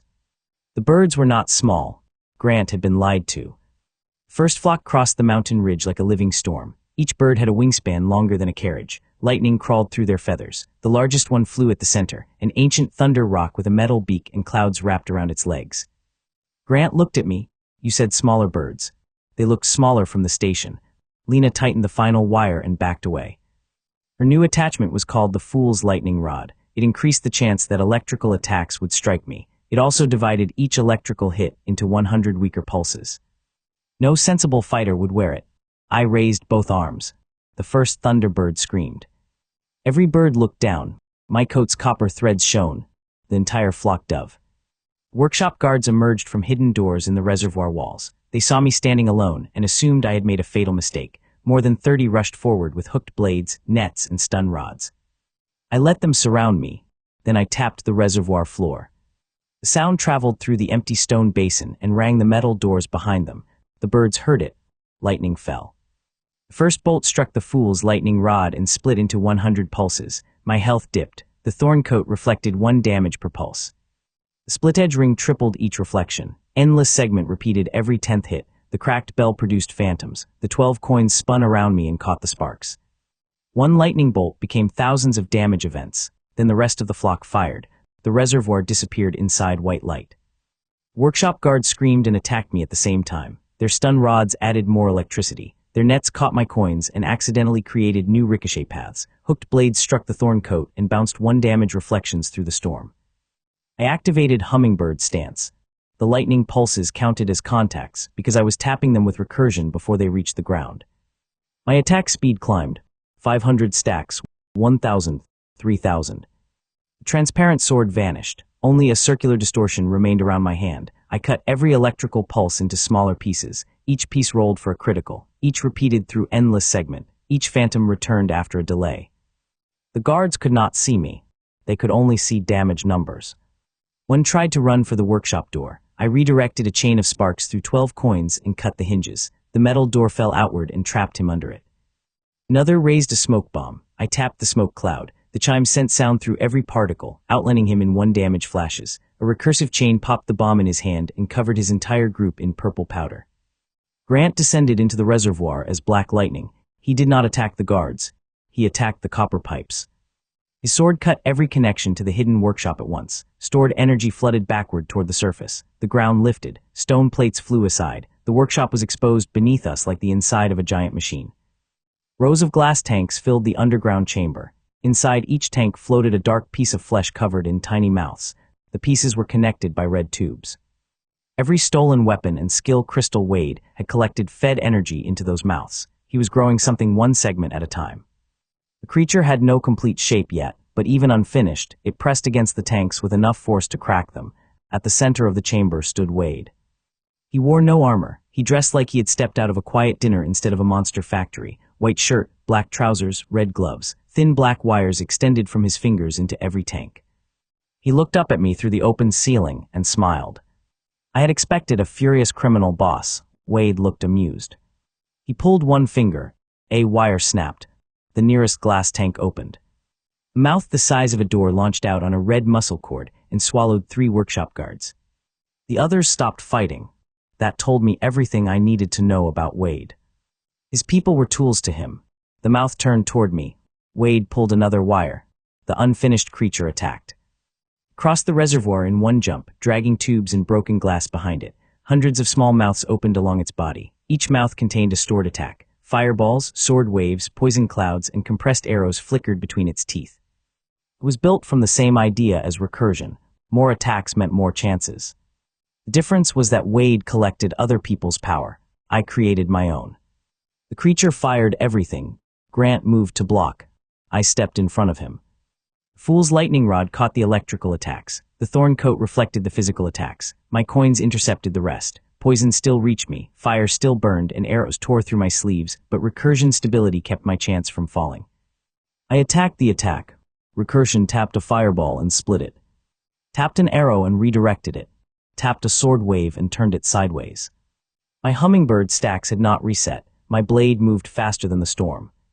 Every hostile attack became a target. Every target became 3 hits. Every 10th hit returned. The air filled with delayed echoes. Attacks passed me, curved around, and struck the creature from behind. Phantom versions of Recursion appeared on the mouths that had fired them. Wade's smile faded. He pulled all 10 fingers. The black wires tightened. The unfinished creature opened a central mouth and swallowed the reservoir's lightning. The entire flock's energy vanished into it. The monster grew. Dark flesh expanded across the stone. New legs formed. A long neck twisted upward. The stored lightning turned into blue veins under its skin. Its level passed 100. Mine was 38. The guards below retreated. Lena threw me a copper ring and yelled that the monster's red tubes were carrying power back to Wade. I caught the ring on Recursion's tip. Then I understood her plan. I threw all 12 glass coins into the exposed workshop. They landed around the tanks. I struck the copper ring. The hit ricocheted through every coin and entered the red tubes. One damage traveled down the entire network. The split-edge ring divided it at every branch. 1 became 3, 3 became 9, 9 became 27. Not through recursion, through plumbing. Damage entered every tank, every wire, every mouth, and every stored skill at once. Endless segment marked every 10th path for repetition. The chimes sent sound through the glass. Bleed applied to the living tubes. Phantoms appeared at each junction. Wade released the wires. Too late. He had built a perfect distribution network for my attack. The unfinished creature convulsed. Thousands of 1 damage events began rolling. Wade cut the red tubes with his gloves and tried to escape through a lower passage. Grant dropped in front of him. Black lightning blocked the door. Wade flicked his fingers. Hidden wires sliced through the floor around Grant. Grant avoided the first wave, but the wires bent in midair and came again. Wade fought like a puppeteer without puppets. Every finger movement changed the battlefield. Wires wrapped pillars, tanks, weapons, and fallen metal. He never stood still. He made the room attack for him. Grant met every wire with lightning. Their battle tore the workshop apart. I stayed focused on the monster. Its health was too large for the medium chains. Even attacks reaching 100,000 barely moved the bar. The creature opened its central mouth and began compressing every stored skill into one sphere. If it fired, the reservoir, the aqueduct, and the guards in the tunnels would disappear. I needed a deeper chain, so I made the creature attack more. I cut 1 black control wire and wrapped it around my wrist. Wade felt the connection. He tried to yank me off balance. I pulled back. The wire went tight between us. I tapped it with recursion. 1 damage traveled toward Wade. He redirected the wire into the creature. The hit entered a mouth. Perfect. I tapped again and again. Hummingbird stance accelerated along the wire. Thousands of tiny hits ran into the creature's network. Wade tried to release the line, but Grant pinned it to the floor with his sword. The monster fired its compressed sphere. I struck the sphere at the instant it left the central mouth. Recursion dealt 1 damage to an attack containing enough power to erase a mountain. The sphere did not break. It changed direction by 1 degree. That was enough. It passed over my shoulder, hit the copper network above the reservoir, and split through every pipe Lena had connected. The mountain did not explode. The sky did. Every thunderbird in the migration absorbed a piece of the sphere. Their feathers lit with stored fire, ice, wind, poison, and lightning. The flock turned as one. The unfinished creature had attacked them. They attacked back. Thousands of birds fired into the reservoir. The fool's lightning rod pulled the electrical portion toward me. The rest struck the monster. I stood between storm and flesh, tapping everything I could reach. The damage stream became too dense to see. My health fell. The coat tightened. Reflections spread. Coins ricocheted. Delayed segments returned. Bleeds ticked across the red tubes. Phantom strikes attacked from inside the tanks. 1 critical chain reached 1 million and tore off a leg. Another reached 8 million and destroyed half the mouths. The monster kept charging. Its central mouth opened around me. I jumped inside on purpose. Wade shouted something for the first time, but thunder swallowed his voice. I landed on the creature's tongue and drove recursion into the point where every red tube met. The sword dealt 1 damage. Then the entire attack network arrived. Every hit I had fed through the workshop, every reflected lightning pulse, every delayed segment, every bleed tick, every phantom, every ricochet. They converged on the same point. Critical chains ignited like fireworks inside the monster. 2, 4, 8, 16. The numbers layered until the mouth glowed gold. A chain passed 1 billion. It failed. Another passed 2 billion. Failed. The monster's jaws closed. My health was too low to survive the bite. Then a tiny reflected stun pulse from the very first guard attack finally repeated through endless segment. 1 damage critical, 2, recursive critical, 4, 8, 16. The chain climbed 32. 64, 128. It passed 1,000, then 1,000,000, then 1 billion. The gold line inside Recursion spread into a branching pattern. The next roll succeeded. The fatal number became larger than the display could fit. Digits wrapped around the inside of the monster's mouth like a glowing ribbon. Its jaws stopped an inch from my head. The entire creature inflated. Every stored attack burst out at once. I held Recursion upright. The explosion split around the transparent blade. Fire went left. Ice went right. Lightning traveled up. Wind drove into the ground. Poison burned away inside the heat. The unfinished monster vanished, but the workshop did not. The reservoir did not. The guards in the tunnels survived. I fell out of a rain cloud made of broken skill crystals. Grant caught me again. He looked increasingly annoyed that this was becoming his job. Wade did not wait to see the result. During the explosion, he cut through the lower passage and escaped on a wire pulled by one of the Thunderbirds. Grant sent lightning after him, but Wade severed the wire and dropped into the canyon beyond the aqueduct. A winged black shape caught him below the clouds. He had prepared more than one creature. The workshop guards were not so fortunate. Those who had attacked us were disarmed, bound with their own cables, and marched into the city. The ones Wade had thrown to the monster survived inside emergency capsules Grant cut from the creature's remains. Their expressions made it clear that loyalty to Wade had ended. The workshop yielded stolen items from hundreds of victims. Guards recovered them. Skill crystals returned to their owners. The glass tanks were destroyed.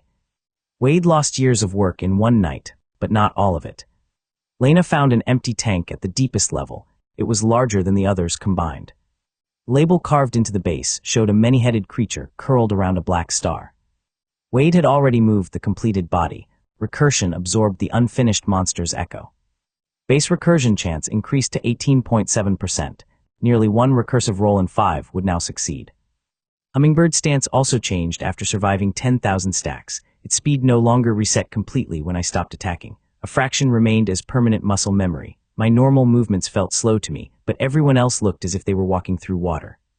The Thunder Rock landed on the reservoir edge after the battle. It was not grateful. I had redirected part of a mountain-killing attack into its flock. The enormous bird lowered its metal beak and screamed hard enough to lift stone from the ground. Grant raised his sword. Lena stepped back. I looked at the flock circling above us and saw millions of electric feathers.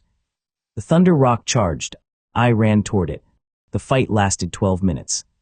From the city, people saw the mountain covered by a spinning column of birds. Lightning formed the shape of a giant sword. A metal beak flew through 3 aqueduct arches. At one point, Grant rode a thunder bird upside down while trying to keep his beginner cloak from covering his face. Lena activated the copper pipes and turned the dry reservoir into a glowing musical instrument.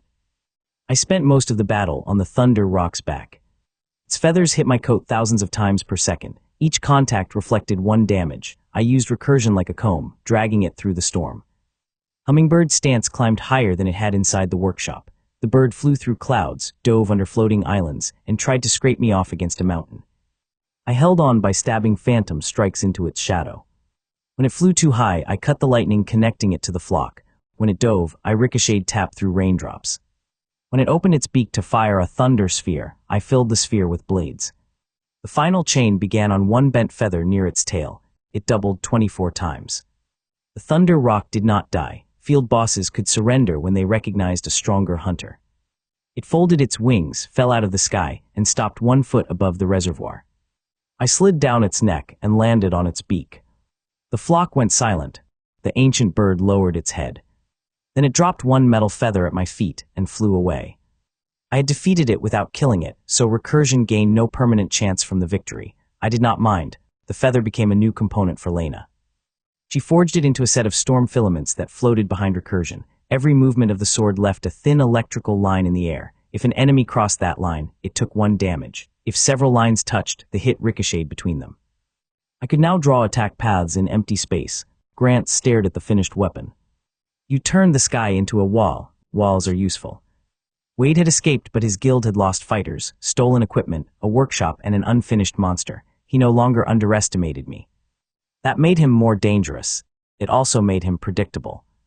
A man who controlled every battle from a distance could not tolerate losing control. He would choose a place where he believed every attack belonged to him. 3 days later, an invitation appeared on every public screen in Aetherfall. A world boss called the Sky Whale had surfaced above the northern clouds. Any player could join the hunt. The creature's core was rumored to store limitless energy. Wade wanted that core for the many-headed body in his missing tank. He expected thousands of players to weaken the Sky Whale for him. He expected me to come. He was right. What he did not expect was that I planned to use the largest creature in the sky as one enormous ricochet board. The Sky Whale was large enough to cast a shadow over 3 cities. It swam above the clouds with slow movements of its silver fins. Forests grew along its back. Waterfalls poured from its sides and vanished into the sky below. Ancient ruins covered its head like a broken crown, but nobody cared about the ruins. Every player on the northern platforms stared at the health bar stretching from one horizon to the other. The world event had one rule: reach the whale.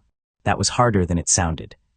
The creature floated several miles above the launch platforms. Flying mounts struggled in the winds around it. Gravity changed near its fins. Storm creatures nested in the clouds. Thousands of players fired grappling lines, launched gliders, summoned wings, or simply got thrown into the distance. Grant turned into black lightning and crossed half the gap in one jump. Lena launched herself from a copper cannon she had built overnight. I had neither wings nor dignity. I used the Thunder Rock Feather. The metal feather still remembered the bird's hatred of me. When I held it up, the migrating flock returned from beyond the mountains. The Thunder Rock saw me. I saw it. We reached an understanding. I ran. The entire flock chased me off the platform. For 1 second I fell through open sky, then the first bird fired. The fool's lightning rod pulled the bolt into my coat. The energy split into weak pulses. I tapped the pulses with recursion and drew storm filaments through the air. Each filament became a thin electrical path. I stepped on one. The line held for less than a second, but Hummingbird's stance made that enough. I ran across my own attack trail, drew another, and jumped higher. Lightning struck again. I split it, drew more lines, and built a staircase through the sky while thousands of birds tried to fry me. Players on the platforms stopped launching. They watched me sprint upward in squeaking sandals, chased by a thunderstorm shaped like feathers. The Thunder Rock caught me near the final cloud layer. Its metal beak opened. I tapped the tip. 1 damage. Storm filaments wrapped around the beak. The hit ricocheted through the lines, between raindrops, across the flock, and back into the bird's own lightning. The resulting critical chain did not hurt the Thunder Rock much. It annoyed it enough to swing its head. I jumped onto the beak and let the motion throw me. I crossed the remaining mile like a glass-tipped arrow. The Sky Whale's tail rose in front of me. I stabbed Recursion into a silver scale. 1 damage could not pierce it. A recursive chain could. 2, 4, 8. 16 at 256 damage. The blade entered just far enough to hold. I swung under the whale as the wind pulled me backward. The scale stretched. My arm nearly came out of its socket. Then a phantom hand appeared beside mine. Another followed. Endless segment repeated the successful grip. A chain of transparent hands pulled me upward. I rolled onto the whale's back and landed in a field of blue grass. The first thing I saw was a waterfall flowing uphill. The second was Grant standing on a ruined tower with his arms crossed. "You took too long," he said. A thunderbird crashed into the tower behind him. I considered that a victory. Players continued landing across the whale's back. The event objective pointed toward a massive crystal fin near the center of its body. Everyone assumed the fin protected the energy core. They attacked it. That was exactly what Wade wanted.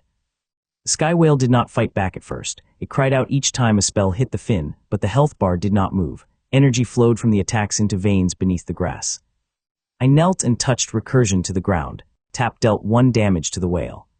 The hit traveled through its skin. Far below, something answered. Not the whale, something inside it. The entire back rose. Forests tilted, ruins slid, waterfalls turned sideways. The silver fin split open, revealing a black parasite wrapped around the whale's core. The parasite looked like a vast knot of arms and teeth. Every attack the players had used on the fin fed it. Wade had not brought a creature to the world boss. He had discovered one already living there. The parasite tore free. Its arms erupted across the whale's back. They grabbed players, mounts, trees, and ruins. Each captured attack formed another dark eye along its body. The event health bar changed from silver to black. The real boss had awakened. Then Wade's guild attacked the players. Hidden groups emerged from the ruins and cut glider straps, broke return crystals, and drove everyone toward the parasite. Their goal was simple: let the world boss swallow thousands of abilities, then steal the core when it was full. I had expected them. I had not expected how many. Hundreds of criminals spread across the whale's back. Grant drew his lightning sword. Lena landed beside us in a crater made by her copper cannon. Her hair pointed in every direction. She opened a metal case containing 1,000 thin glass tags. I knew what they were: recording crystals. Every tag could capture a few seconds of sound and movement. She had not brought them for evidence alone. The sky whale's skin was covered in flowing energy lines. Anything placed on those lines would be carried around the creature's body. We threw the tags into the blue grass. The whale's pulse swept them away. Within seconds, recording crystals moved under every battlefield. They captured the criminals attacking players. They also gave me 1,000 transparent surfaces. I tapped the nearest tag. One damage ricocheted into the next. Then the next. The hit followed the whale's veins around its entire back. Every tag it touched recorded the attack and replayed it once. The replay dealt 1 damage. Endless segment repeated every 10th replay. The split-edge ring divided each into 3. My attack spread across the sky whale like a message written in tiny cuts. The criminals did not understand what was happening until their weapons began breaking. 1 damage ricochet reached a blade strap. Another cut a boot cord. Another struck the latch on a cage holding captured players. Critical chains appeared at random across miles of battlefield. One criminal raised a poisoned spear over a fallen player. The recording tag at his feet replayed tap. The hit traveled through the spear, crit again, and snapped the shaft.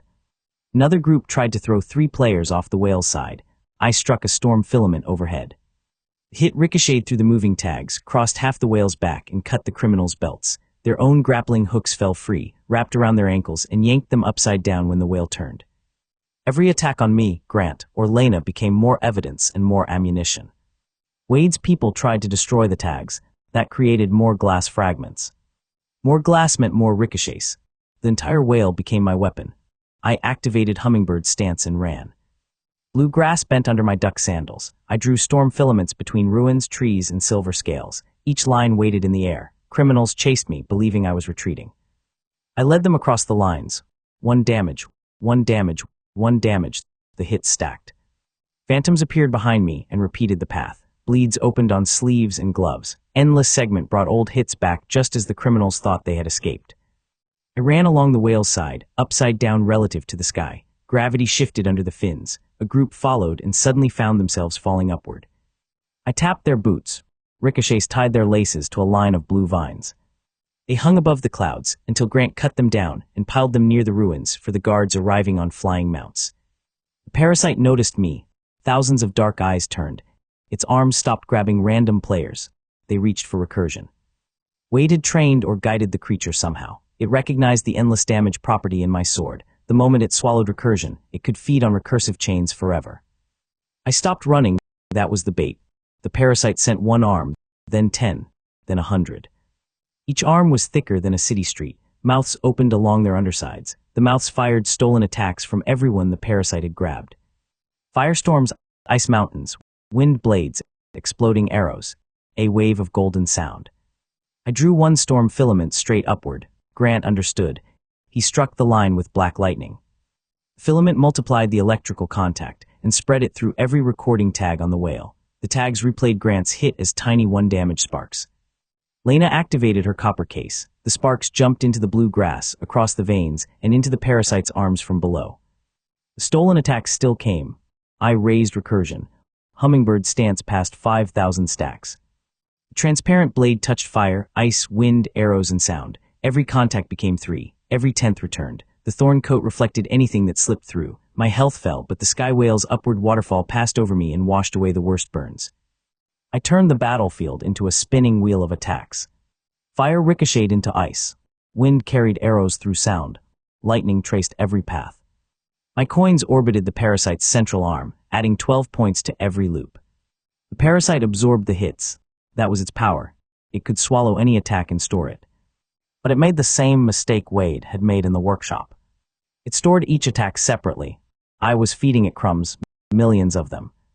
The parasite's body swelled with 1 damage bubbles. Tiny black eyes opened faster than they could blink. Each bubble rolled for a critical when it entered. Bleed ticks rolled inside. Reflections rolled. Replays rolled. Delayed repeats rolled. The creature grew heavier. The sky whale began losing altitude. Clouds rose around us. The northern city appeared below. If the whale fell, the impact would erase everything under it. I needed to kill the parasite without hurting the host. That meant finding the exact point where they connected. I ran toward the silver fin. The parasite blocked me with a wall of arms. I tapped 1 arm and used its own stored wind attack to launch myself over another. A fireball exploded behind me. I stepped on a storm filament drawn through the flames and changed direction in midair. An ice spear passed under my feet. I tapped it, split the hit, and rode the ricochet across the creature's shoulder. The world below spun. The parasite opened a central mouth and tried to swallow me whole. I threw Recursion inside. Every player watching gasped. The transparent sword vanished into darkness. The parasite closed its mouth. Then I snapped the thunder rock feather against my palm. Recursion's storm filaments remained connected to the blade. Lightning followed the lines into the creature. I grabbed the filaments like reins. The sword turned inside the parasite. Tap struck from within. 1 damage traveled through every stored attack bubble. The recording tags on the whale replayed the strike. Endless segment repeated it. Phantom blades appeared inside the parasite because Recursion had marked the interior as an attack position. A transparent forest of swords grew through its body. The parasite screamed. Its grip on the sky whale loosened. I pulled the filaments. Recursion cut toward me through the creature, touching each layer for 1 damage. The blade emerged from the central mouth and flew back into my hand. A thin gold line marked the path to the connection point. I stabbed the whale's silver fin exactly once. 1 damage entered the parasite's root. The sky whale took almost nothing. The root took everything. Every 1 damage bubble inside the parasite was linked to that point. Every replay, blade, reflection, delayed repeat, phantom, and ricochet reached it at the same moment. Critical chains began. The boss's black health bar shook. Hundreds of chains failed early. Dozens passed 10 stages. 7 past 20, 1 past 30. Its damage crossed 1 billion. The parasite ripped itself free from the whale, trying to break the connection before the number resolved. Too late, the chain doubled again, and again. The black root exploded. The parasite rose above the whale like a second storm cloud, every arm stretched wide. Then the fatal number appeared across the sky. It was too large for a single line, so the display curved around the creature in a golden ring. The parasite vanished inside it, not shattered, not burned, erased. The sky whale stopped falling. Its silver fins caught the clouds. The forest on its back settled. The upward waterfalls returned to their normal, impossible direction. Thousands of players remained alive. Hundreds of Wade's people remained tied, trapped, stunned, or hanging from vines around the ruins. The recording tags showed exactly what they had done. Flying guards arrived from the northern platforms and began collecting them. The parasite dropped a black star crystal. Wade appeared. He rose from a hidden hatch in the ruins, pulled by wires attached to a winged creature. He had waited until the boss died. His red gloves reached for the falling crystal. I had expected that too. One of my 12 coins was embedded in the crystal. I tapped the coin. The hit ricocheted through the remaining 11, all hidden around the ruins. The final path crossed Wade's wires. 1 damage cut nothing. The critical rolled 2, 4, 8. 16, 32. The chain snapped every wire at once. Wade fell. He twisted in the air, threw a red line around the sky whale's fin, and swung away before Grant's lightning reached him. He failed to catch the star crystal. Lena did. She closed it inside her copper case before Wade could redirect another wire. His winged creature caught him beyond the whale's tail. He escaped into the clouds, but the expression on his face stayed with me. He had stopped smiling. Recursion absorbed the parasite's echo. Base recursion chance increased to 33.3%, 1 recursive roll in 3. The odds had changed from a joke to a threat. The parasite also left behind a skill called Phantom Rain. Once per battle, every phantom strike I had created could fall again from above, each dealing the same tiny damage as the original. Lena kept the black star crystal locked in 3 layers of metal. It was not a source of limitless energy, it was an egg. The many-headed creature from Wade's empty tank was designed to hatch it. We had taken half of his final weapon. He still had the other half. The sky whale carried us back toward the northern platforms. Players lined its ruins and watched me pass. Some bowed, some cheered. A few held up transparent toy swords and tried to copy my tapping motion. Grant walked beside me. You realize everyone is going to build 1 damage sets now. They will get tired after the first 1,000 hits. You do not. I get curious. Lena opened her case just enough to check the star egg. A pulse came from inside. Far to the east, beyond the cloud line, something answered with 9 separate roars. Wade's completed creature was awake, but before we could chase it, the city jail sent an emergency signal. The criminals we had captured were not escaping. Someone was breaking in. Wade had abandoned hundreds of followers during every failed attack. Now he was returning for 1 prisoner who knew where the completed creature had been hidden. He did not care how many cells he destroyed to reach that person. So I went back to the city with 1/3 recursion chance, a sword that could make attacks rain from the sky, and a simple plan. I was going to let Wade break into jail, then I was going to lock the door behind him. The city jail was the least magical building in Etherfall. That was deliberate. Its walls absorbed elemental attacks, its floors disrupted teleportation, its cells were made from dull gray stone that refused to carry enchantments, prisoners wore bands that reduced skill output to almost nothing. Wade could not break in with a giant spell, he had to use his hands. That was why I knew he would come through the old ventilation tunnels beneath the kitchen. Lena found the tunnels on a construction diagram. Grant found the fresh wire marks along the stone. The guards moved every prisoner out of the lower block except one.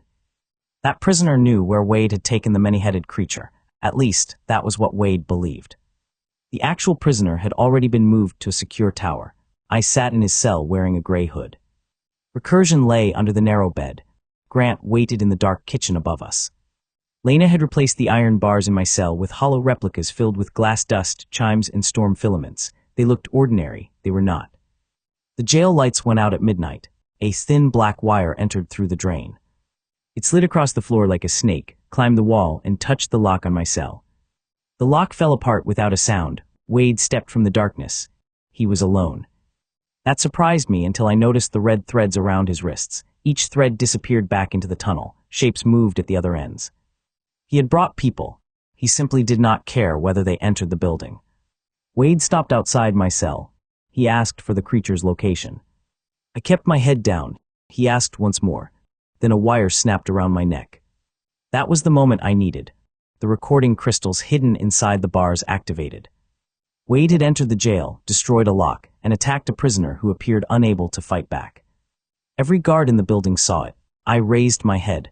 Wade's wire tightened. The hood fell away. His expression did not change, but every wire around him went still. "Wrong cell," I said. Grant dropped through the ceiling. Black lightning filled the corridor. Wade pulled his hand. The wire around my neck yanked me toward the bars. I let it. My thorn coat struck the hollow metal. One reflected damage entered the glass dust. The bars rang. Every cell in the lower block answered. Lena had connected the entire corridor into one instrument. Sound pulses crossed from bar to bar. Storm filaments snapped awake inside the hollow metal. The one damage reflection ricocheted through every cell, around every lock, and back toward Wade from hundreds of angles. He cut the first wave with his red gloves. The cuts created more fragments. The fragments became more surfaces. I rolled out of the cell, grabbed Recursion, and activated Hummingbird Stance. Wade moved his fingers. The red threads around his wrists pulled. 6 criminals burst through the corridor walls. They had been digging from the ventilation tunnels while he spoke. Each wore a skill suppression band stolen from the jail, but Wade's wires controlled their bodies like weapons. They attacked without hesitation. I ducked under a pickaxe, tapped the handle, and sent the hit through a bar. The ricochet cut the wire connected to the attacker's shoulder. His arm dropped. I cut the wire to his other arm, then his legs. The man collapsed suddenly free and crawled away from Wade. Wade attached 3 more wires. Grant tried to reach him, but the criminals formed a moving wall between them. Grant could not use full lightning without hurting the people being controlled. I could.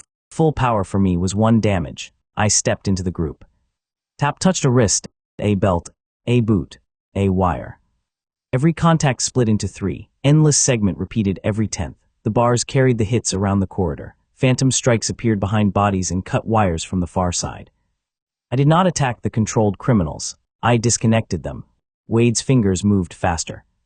More prisoners crashed through weakened walls. He had promised them freedom and used them as shields. Some attacked willingly. Others had wires buried in their clothing. I drew storm filaments across the corridor.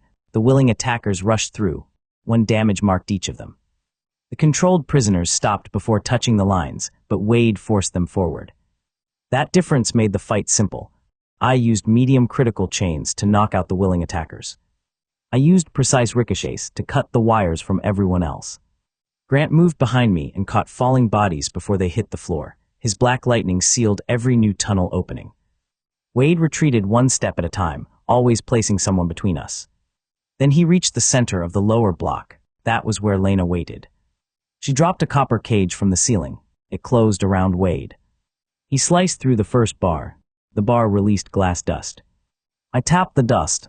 The hit ricocheted through the cage. Every point Wade cut became another path. He destroyed 10 bars. I gained 100 surfaces.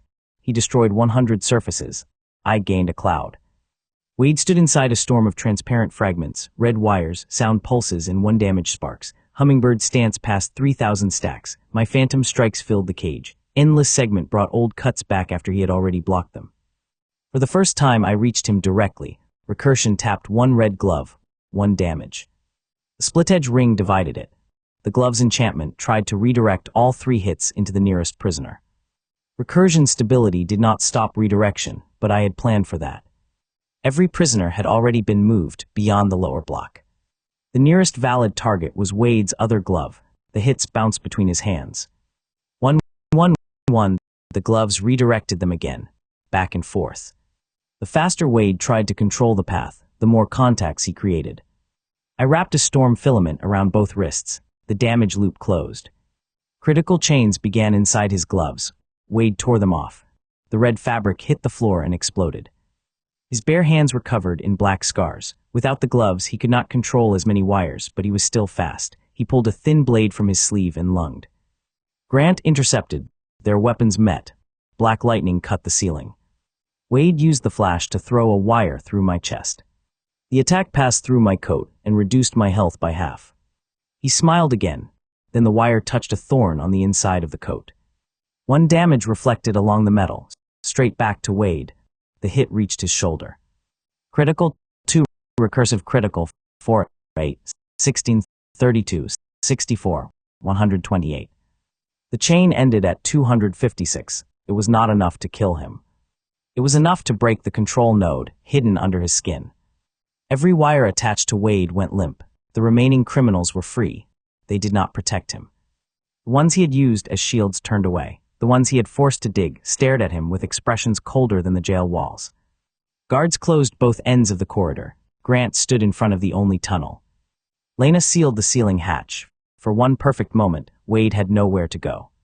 He looked at me, then he bit down. A black seed hidden inside 1 tooth cracked open. The air behind him folded. Not a teleport. The jail floors prevented that. A winged mouth punched through the outer wall, grabbed Wade by the waist, and pulled him backward through 3 layers of stone. Grant's lightning cut off 1 wing. I threw recursion. The blade tapped the creature's teeth and triggered a chain deep enough to tear off half its jaw. It still escaped into the night with Wade. I ran to the broken wall. The creature carried him toward the eastern horizon, leaving a trail of black blood through the sky. Wade had failed to reach the prisoner. He had lost his gloves. He had exposed another piece of his completed monster. He had also left something behind.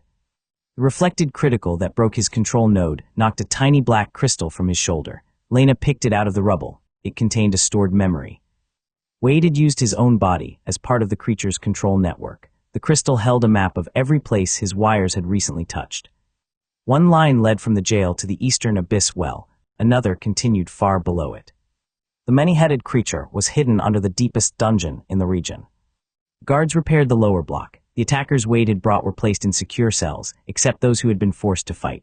Those prisoners gave statements, revealed hidden guild routes, and helped the guards locate 3 more criminal storehouses before sunrise. Wade had broken into jail to silence 1 person. Instead, he convinced half his captured guild to turn against him. That was the problem with using people as tools. Tools did not forgive being thrown away. Recursion gained no permanent chance from the fight because Wade escaped, but I gained something almost as valuable. His blood remained on the wire that had pierced my coat. Lena used it to tune the storm filaments. From then on, any filament touching one of Wade's control wires would glow, even if the wire was invisible. We left for the abyss well before dawn. The entrance was a circular hole wider than the city plaza. A stone elevator hung over it on 4 chains. The bottom had never been reached by ordinary players. Every 1,000 feet, the dungeon changed. Fire caves became frozen forests. Frozen forests became underwater ruins. Under those ruins waited the Abyss Leviathan, a monster that guarded the final descent. Grant stepped onto the elevator. Lena loaded crates of glass tags, copper wire, and emergency devices. I looked down into darkness. Wade had a head start. The black star egg pulsed inside Lena's case. Something below answered with 9 hungry roars. The elevator began descending. For the first hour, nothing attacked. That worried me more than any monster. Then the chains above us snapped. The elevator fell. And far below, two enormous eyes opened in the dark. The falling elevator reached terminal speed in 6 seconds. Grant drove his lightning sword into one wall of the abyss well. The blade carved a glowing line through the stone, but the platform kept dropping. Lena fired copper anchors upward. 3 snapped. The 4th held for half a second, flipped the elevator upside down, and tore free. Crates, glass tags, tools, and 3 very surprised players fell into darkness. I activated Hummingbird stance. Then I attacked the air. Recursion's tap could not damage empty space, but the storm filaments did not need a target. Every swing drew a thin electrical line. I spun the blade under the falling platform until hundreds of lines crossed one another like a net. The platform hit the net. Every filament dealt 1 damage to the stone. The split-edge ring divided the impacts. Endless segment repeated every 10th. The crossed lines tightened. Our fall slowed. Not enough. The first dungeon layer rushed toward us, a forest of giant red mushrooms growing sideways from the well walls. I tapped the platform floor. The hit ricocheted through Lena's scattered glass tags. She understood immediately and kicked the nearest crate open. Thousands of tags spilled below us. I struck them as we fell. Each tag replayed tap. 1 damage impacts formed a moving cushion under the elevator. We crashed through the mushroom forest at a speed that should have turned the platform into dust. Instead, every cap we touched took thousands of tiny hits. Hummingbird's stance accelerated. The mushrooms bent instead of breaking. Their soft bodies absorbed our momentum 1 contact at a time. The elevator bounced. Grant, Lena, and I flew upward. The platform continued downward without us. We landed on the underside of a mushroom cap. A second later, the broken elevator came back up. Gravity had reversed. The abyss well changed its rules every layer. The platform shot past us toward the entrance. I threw a storm filament around one chain and caught it. Grant grabbed Lena. We swung under the rising elevator while the mushroom forest below became the ceiling. Then the mushrooms opened their mouths. Acid rain fell upward. I drew a circle of filaments around us. Each acid drop touched the line and dealt 1 damage. My coat reflected. The glass tags ricocheted. Critical chains popped through the rain, turning drops into steam before they reached us. Grant used lightning to pull the elevator sideways through the forest. Lena attached copper anchors to mushroom stems and steered us around snapping mouths. We escaped the gravity layer. Then everything became cold.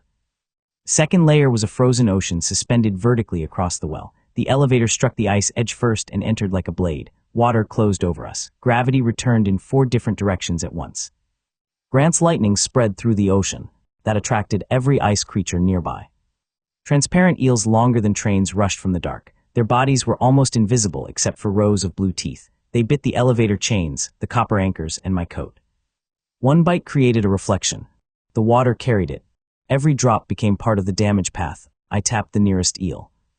1 damage spread through the ocean as a circular ripple. The glass tags floated around us and replayed the hit. Storm filaments turned into glowing currents. Bleed ticks stained the transparent eels just enough to reveal them. Hummingbird's stance climbed. I stepped off the elevator. Lena grabbed for me, but I was already running. The crossed filaments formed solid paths for fractions of a second. Underwater, those fractions lasted longer because the current held them. I sprinted through the vertical ocean, duck sandals squeaking in bubbles, while a school of giant eels followed. I led them around the elevator. Their bodies wrapped the platform. Grant struck 1 eel with the flat of his sword. Lightning passed through all of them. The fool's lightning rod pulled the weakest pulses toward me. My thorn coat reflected each pulse back into the water. 1 electrical hit became thousands. The eels released the platform and bit at me. I crossed my arms and let them. Every tooth triggered the coat. Every reflection traveled through the water. Every 10th returned. Phantom rain remained unused, but ordinary phantoms filled the ocean with transparent blades.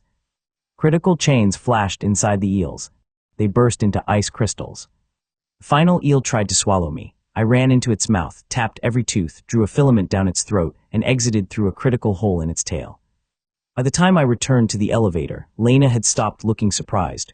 Grant had not. You enjoy going inside monsters. The weak points are usually there. The teeth are also there. I noticed. The frozen ocean released us into the 3rd layer. There was no gravity. Ancient ruins floated inside a sphere of black water. The elevator drifted among broken towers and statues. No creatures attacked. No environmental hazard appeared. That was the dangerous layer. Wade's wires were everywhere. Lena's tuned filaments glowed around us. Thousands of nearly invisible black lines stretched between the ruins. Some held explosive crystals, others connected to sleeping monsters. A few ran directly into the elevator chains. Wade had turned the layer into a trap field. We stopped moving. One careless touch could wake everything. I threw a glass coin. It passed between the wires and drifted toward a tower. I tapped a storm filament connected to the coin. One damage hit ricocheted through the glass, touched a single black wire, and made every linked line glow. The trap network revealed itself. It was not random. The wires formed the outline of a giant hand. Wade wanted the ruins to close around us. I smiled.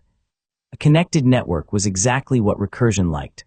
I touched one wire with the tip of the sword. Tap traveled through the entire hand. The split-edge ring divided at every finger. Endless segment marked every 10th joint. Bleeds applied to the living wire coating. Phantoms appeared along the palm. Wade's trap activated. The ruins moved. Towers became fingers, statues became knuckles. The stone hand closed around the elevator. Grant raised his sword to break it. I told him to wait. The hand crushed inward. Every stone surface struck my storm filaments. When damage entered the network from thousands of points, Hummingbird's stance accelerated. The black wires tried to transfer the damage towards sleeping monsters. I redirected it back through the glass tags. The hand punched itself. Critical chains erupted along the joints. A thumb broke, then a finger.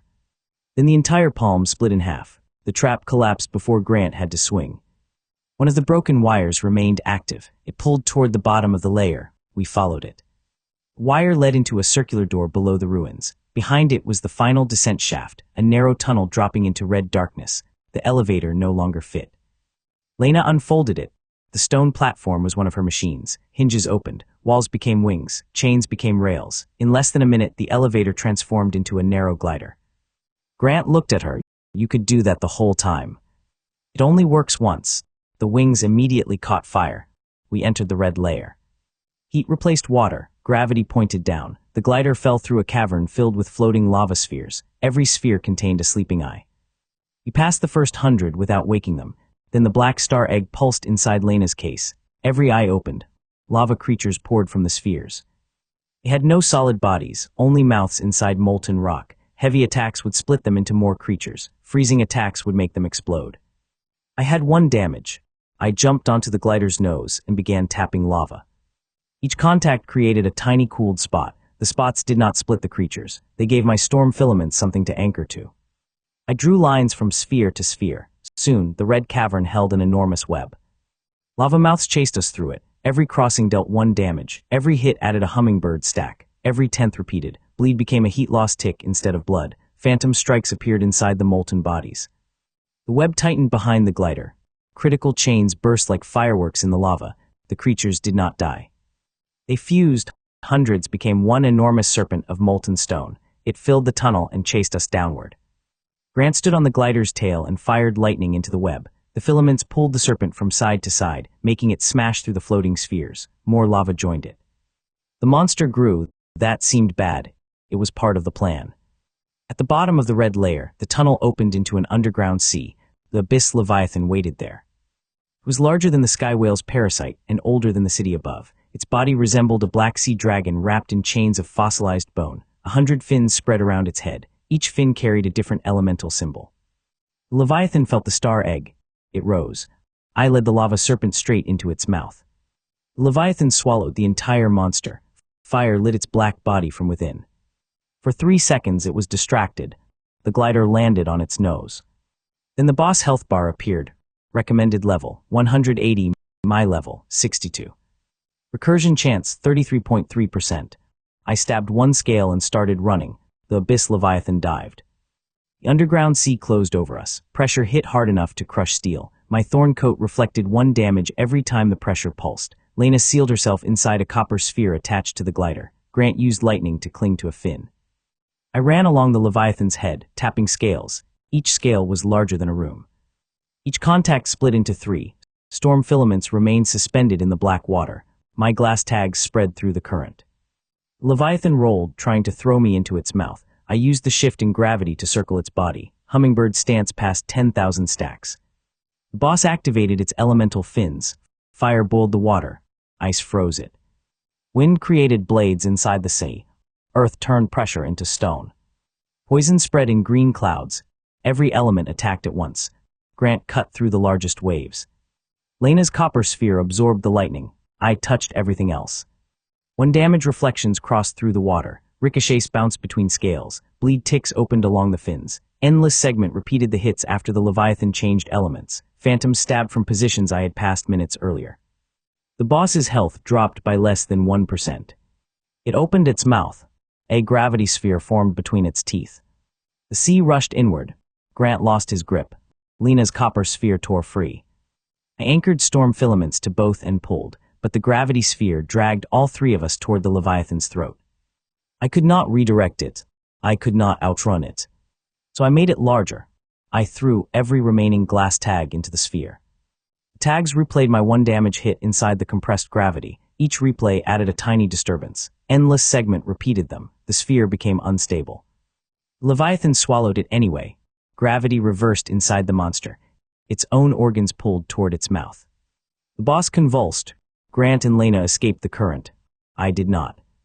I let the gravity sphere take me inside. Grant shouted something that was probably about teeth. The Leviathan's throat was lined with rotating bone rings. I passed through them at impossible speed, tapping every edge. Hummingbird's stance climbed beyond 20,000. The rings tried to grind me apart. My coat reflected each contact. Bleeds ticked along the bone. Storm filaments stretched behind me through the entire throat. I reached the stomach. The lava serpent was still alive. It circled a black crystal heart, burning but trapped. I landed on its head. The serpent recognized me and tried to eat me. I ran along its back, drawing filaments through molten rock. The Leviathan's heart pulled the fire into itself. Every flame contact became another damage roll. The boss compressed its stomach. I had seconds. I activated Phantom Rain.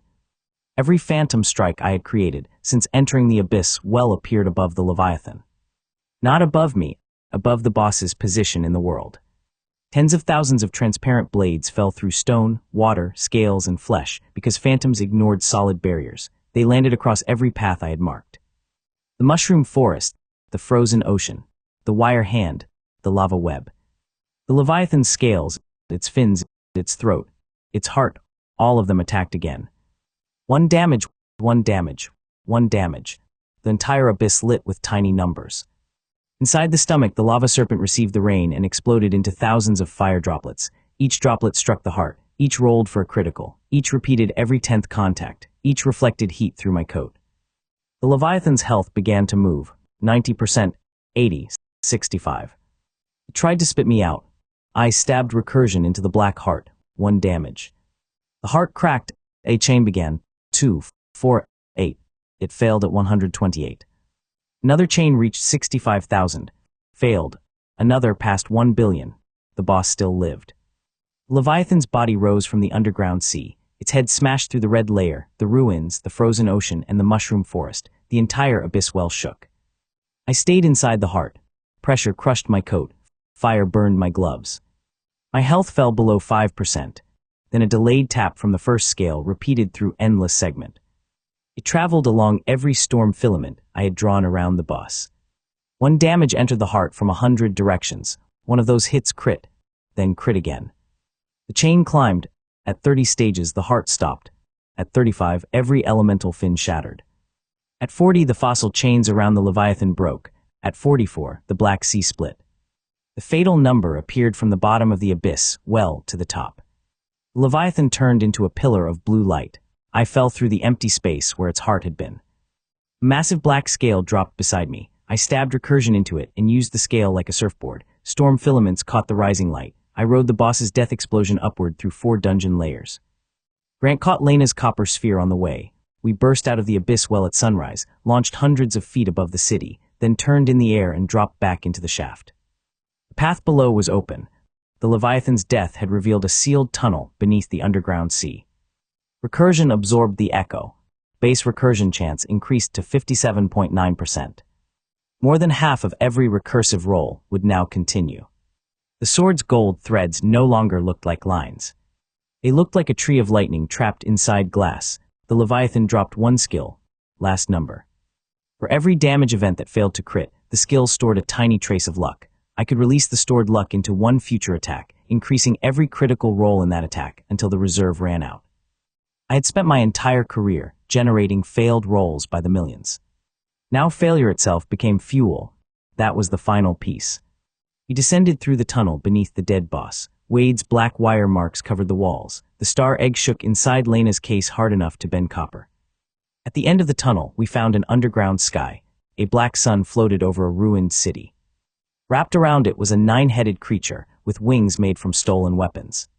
Wade stood on the highest tower, his bare hands connected to every head. He had reached the final chamber. He had the body. We had the egg. In the moment we entered, the creature opened all 9 mouths and called the star home. The ruined city beneath the abyss well had no ground. Its towers floated upside down around the black sun. Streets curved through open space. Broken bridges led nowhere. Rivers of dark light flowed between buildings and returned to the sky. At the center of everything, the 9-headed creature tightened around the sun. Each head was different. One had a furnace for a throat. One was covered in frozen bells. One had rows of spinning blades instead of teeth. One breathed poison made from stolen potion skills. One carried thousands of eyes. One was wrapped in thunder feathers. One had a mouth shaped like a cannon. One had no face, only a hole that pulled attacks inward. The final head wore a black shell around its skull. That shell was empty. It was waiting for the star egg. Wade stood on the highest tower with black wires running from his bare hands into all 9 necks. The scars on his palms had spread to his elbows. Every pulse from the creature tightened the lines and lifted him slightly from the stone. He was not simply controlling it anymore. It was using him too. The star egg slammed against Lena's copper case. The case flew from her hands. Grant caught it with a lightning chain. The faceless head opened. Gravity pulled harder. Grant's boots cut trenches through the tower roof. Lena wrapped copper wire around a broken pillar. I drew storm filaments through the air and hooked them around the case. For a moment, the egg hung between us and the creature. Wade pulled one finger. The blade-headed neck moved. A storm of spinning weapons crossed the city. Grant cut the largest ones. I tapped the smaller ones. Lena folded the copper case into a shield. The force broke our grip. The star egg flew toward the faceless mouth. I could have stopped it. My 12 coins already surrounded the case. One deep critical chain could knock it sideways. I lowered recursion. Grant saw me. "What are you doing?" finishing his monster. That was not the answer he wanted. It was the correct one. Wade had built the creature to store attacks without limit, but the body remained incomplete. The star egg would give it a true core. Once that happened, every head would connect to one central point. One central point meant one target. The egg entered the faceless mouth. The 9 heads screamed. The black sun cracked. Dark light poured into the creature. Wings made from stolen swords opened behind it. Its body expanded around the floating city. New scales grew from weapons, armor pieces, skill crystals, and monster cores Wade had taken over years. The empty shell on the 9th head filled with a black star. The completed creature released one pulse. Every floating tower moved farther away. Grant's lightning went out. Lena's copper wires melted. My health dropped by 1 point, even though nothing had touched me. Name appeared over the boss. Star Hydra level. Unreadable. Health. The bar circled the entire underground sky. Wade spread his arms. The wires lifted him from the tower. He had won the one thing he wanted. That was when his plan ended. Mine began. The Star Hydra opened the furnace head. A beam of white fire crossed the city. I activated Hummingbird stance and ran along a curved street. The fire followed. Buildings vanished behind me. I drew storm filaments across doorways, windows, bridges, and broken statues. Each line touched the beam for 1 damage and split the contact into 3. Last number began storing the failures. Most hits did not crit. That was good. Every failure added a trace of luck to the reserve. The frozen bell head rang. Cold passed through the floating city. The fire beam became a solid white pillar behind me. I tapped it. 1 hit became 3. The glass coins ricocheted through the ice. Endless segment repeated every 10th contact.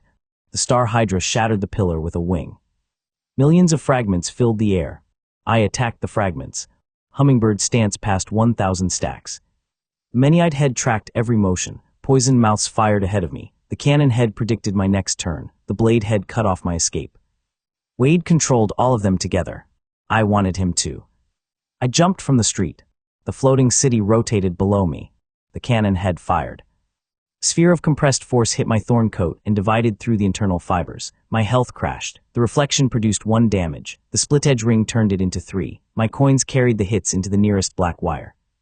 Lena's tuning made the wire glow. I tapped it.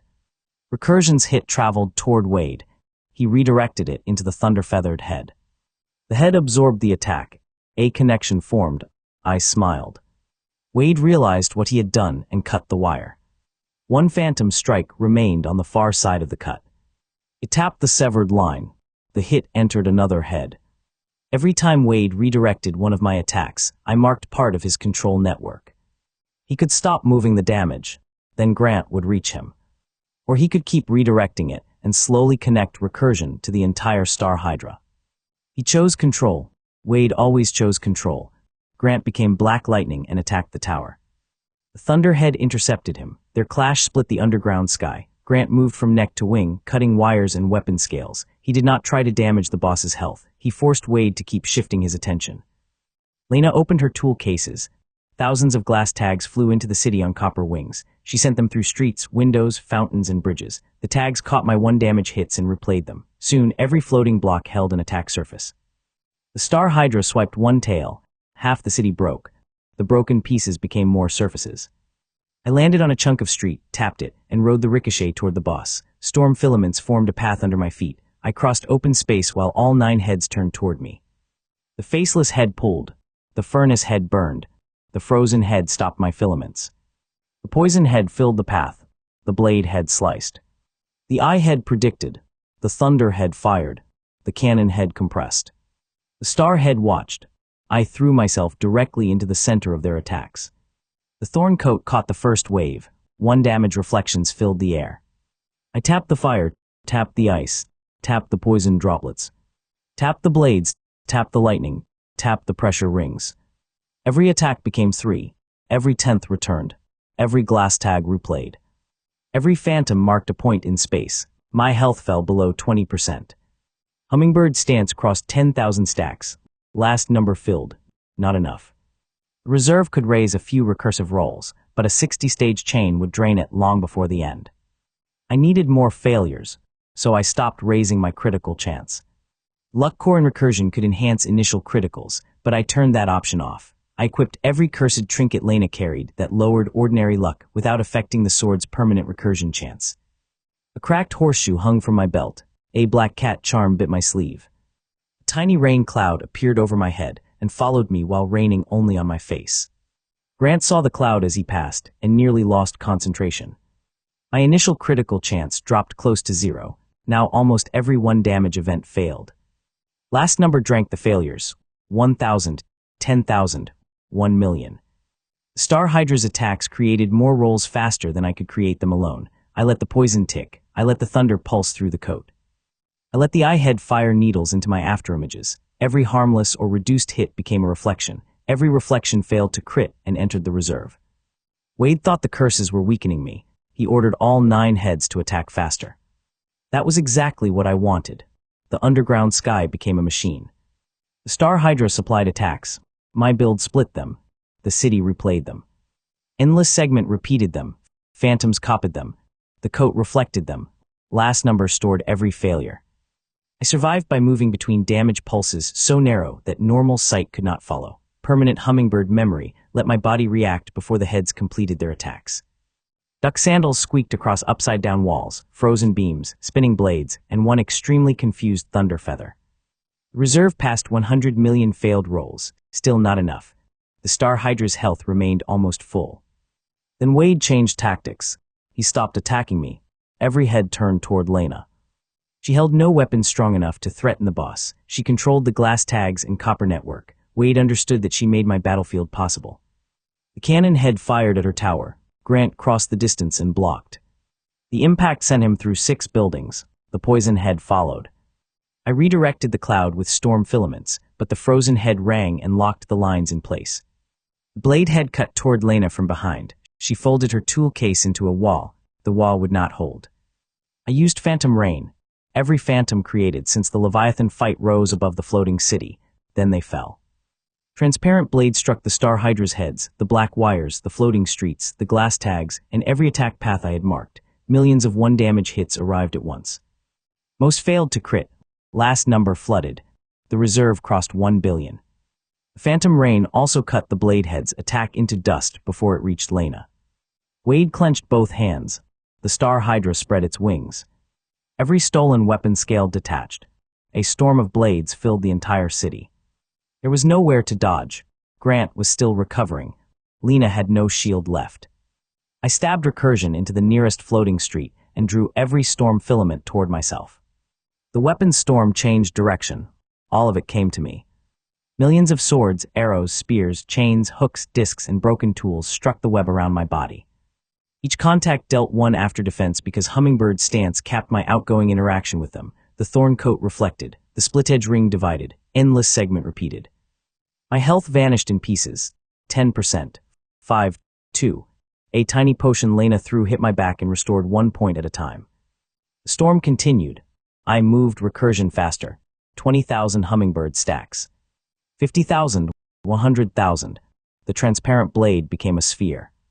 Every weapon entering the sphere received tap. 1 damage, failure, stored. 1 damage, failure, stored. A few initial criticals still occurred. I redirected those chains into the Star Hydra's outer scales, doing almost nothing. I wanted failures. I wanted enough bad luck to purchase one impossible moment. The storm ended. I remained standing with less than 1% health. The curse cloud over my head stopped raining and produced a tiny rainbow. Grant stared at me from a broken tower. Lena stared from another. Even Wade hesitated. Then last number reached its limit. The reserve became a solid gold point inside Recursion's hilt. I had enough, not for certainty. Probability never gave certainty. But enough to turn the final attempt from absurd into possible. Now I needed access to the core. Starhead was protected by 8 others. Its black shell absorbed every attack before the damage reached the egg. Wade's wires entered the shell from 9 directions. Breaking the shell from outside would take too long. I needed Wade to open it, so I lowered Recursion. I dismissed Hummingbird's stance. I let every storm filament go dark. Then I fell to one knee. Wade watched for several seconds. He did not trust the weakness. I made it convincing. I dropped the sword. Recursion landed on the floating street and disappeared against the dark glass. The Star Hydra's eye head examined me. The poison head tasted the air. The faceless head pulled at the sword. Recursion slid across the stone toward Wade's tower. I did not stop it. Wade had wanted the blade from the beginning. The completed Star Hydra had the power to strip a skill from any weapon placed inside its core shell. Wade could finally take Recursion's hidden property and add it to his monster. The star head opened. Black shell plates folded outward. Inside was the egg, now hatched into a small dark sun. 9 control wires entered it. Recursion floated toward the opening. Grant understood my plan too late. He started moving. Wade sent the Thunderhead to block him. Lena bit through a copper wire to stop herself from shouting. Recursion entered the core shell. The plates closed. Wade wrapped all 10 fingers around the control lines. The Star Hydra began pulling power from my sword. A transparent image appeared over its core. 1 damage, 1% critical chance. Tap. Wade laughed. He thought he had found the useless weapon everyone else had seen on my first day. Then the hidden text appeared. Recursive critical. The black sun pulsed. Wade ordered the creature to absorb it. That was his final mistake. Recursion did not contain a large power source. It contained a rule. The moment the Star Hydra connected to the sword, every stored attack inside the creature gained the ability to roll again after a critical. Millions of stolen attacks activated at once. Fire rolled, ice rolled, poison rolled, lightning rolled. Blades rolled, pressure rolled, gravity rolled. Every one of them touched the central black sun. The core shell had become the largest critical factory I had ever entered. I rose. The storm filaments lit. They were still connected to Recursion inside the boss. I pulled. The transparent sword moved 1 inch through the core. Tap touched the black sun. 1 damage. The core shook. Wade tried to release the sword. Recursion's phantom strikes held the control wires from inside. Grant cut the Thunderhead away. Lena activated every glass tag in the city. The tags replayed my pull. Recursion moved another inch. The black shell cracked. I ran. Storm filaments became a bridge from the floating street to the Star Hydra's chest. I crossed it while the boss tore itself apart trying to stop the rolls inside its core. The furnace head fired backward into its own wing. The poison head bit the blade head. The faceless mouth swallowed the cannon blast. Wade's control network filled with 1 damage echoes. I reached the chest. The black shell opened just enough for 1 hand. I grabbed Recursion. Wade pulled from the other side through every wire. The sword hung between us, half inside the core. He ordered the star head to bite. I let go with one hand and tapped the nearest control wire. One damage traveled into Wade's palm. He redirected it into the core. Of course he did. The hit split through all 9 wires. Endless segment marked the path. The Black Sun received 27 contacts. Most failed. Last number remained full. I had not spent it. Not yet. I drew Recursion out. The transparent blade came free, carrying a drop of black light on its tip. That drop was the true core. The Star Hydra froze. Wade's wires tightened around my arms, neck, waist, and legs. He had me. I had the core. Everything had reached the final position. Now I only needed one slash. Wade's wires tightened until I could no longer bend my elbows. Star Hydra's 9 heads recovered around me. Grant had cut one away, but stolen weapons crawled across the stump and rebuilt it. Lena's glass tags shattered under the pressure rolling from the Black Sun. The floating city began collapsing toward the boss. Wade thought he had stopped my final attack because I could not swing. He still did not understand tap. Tap was not a grand sword skill. It did not require a stance, a wind-up, or even a full motion. It required contact. The drop of black light rested on Recursion's edge. I moved my wrist less than an inch. The transparent blade touched the core. 1 damage, the smallest number in the battle, appeared between us. Wade saw it. So did the Star Hydra. So did every player watching through the surviving recording tags. I released last number. The gold point in Recursion's hilt opened. Every failed critical stored since the Abyss Leviathan poured into one attack. A billion traces of bad luck wrapped around that single point of damage and pushed the first roll. Critical 1 became 2. Recursion rolled again. The sword's permanent chance was 57.9%. Better than a coin toss, but a long chain still demanded a miracle. The second roll succeeded. 2 became 4. The third succeeded. 4 became 8. The black core trembled on the edge of the blade. Wade pulled every wire. My arm did not move. The damage kept doubling. 16, 32, 64, 128. The Star Hydra's eye head opened all its pupils. 256. 512, 1024. 10 consecutive doublings. The gold reserve shrank.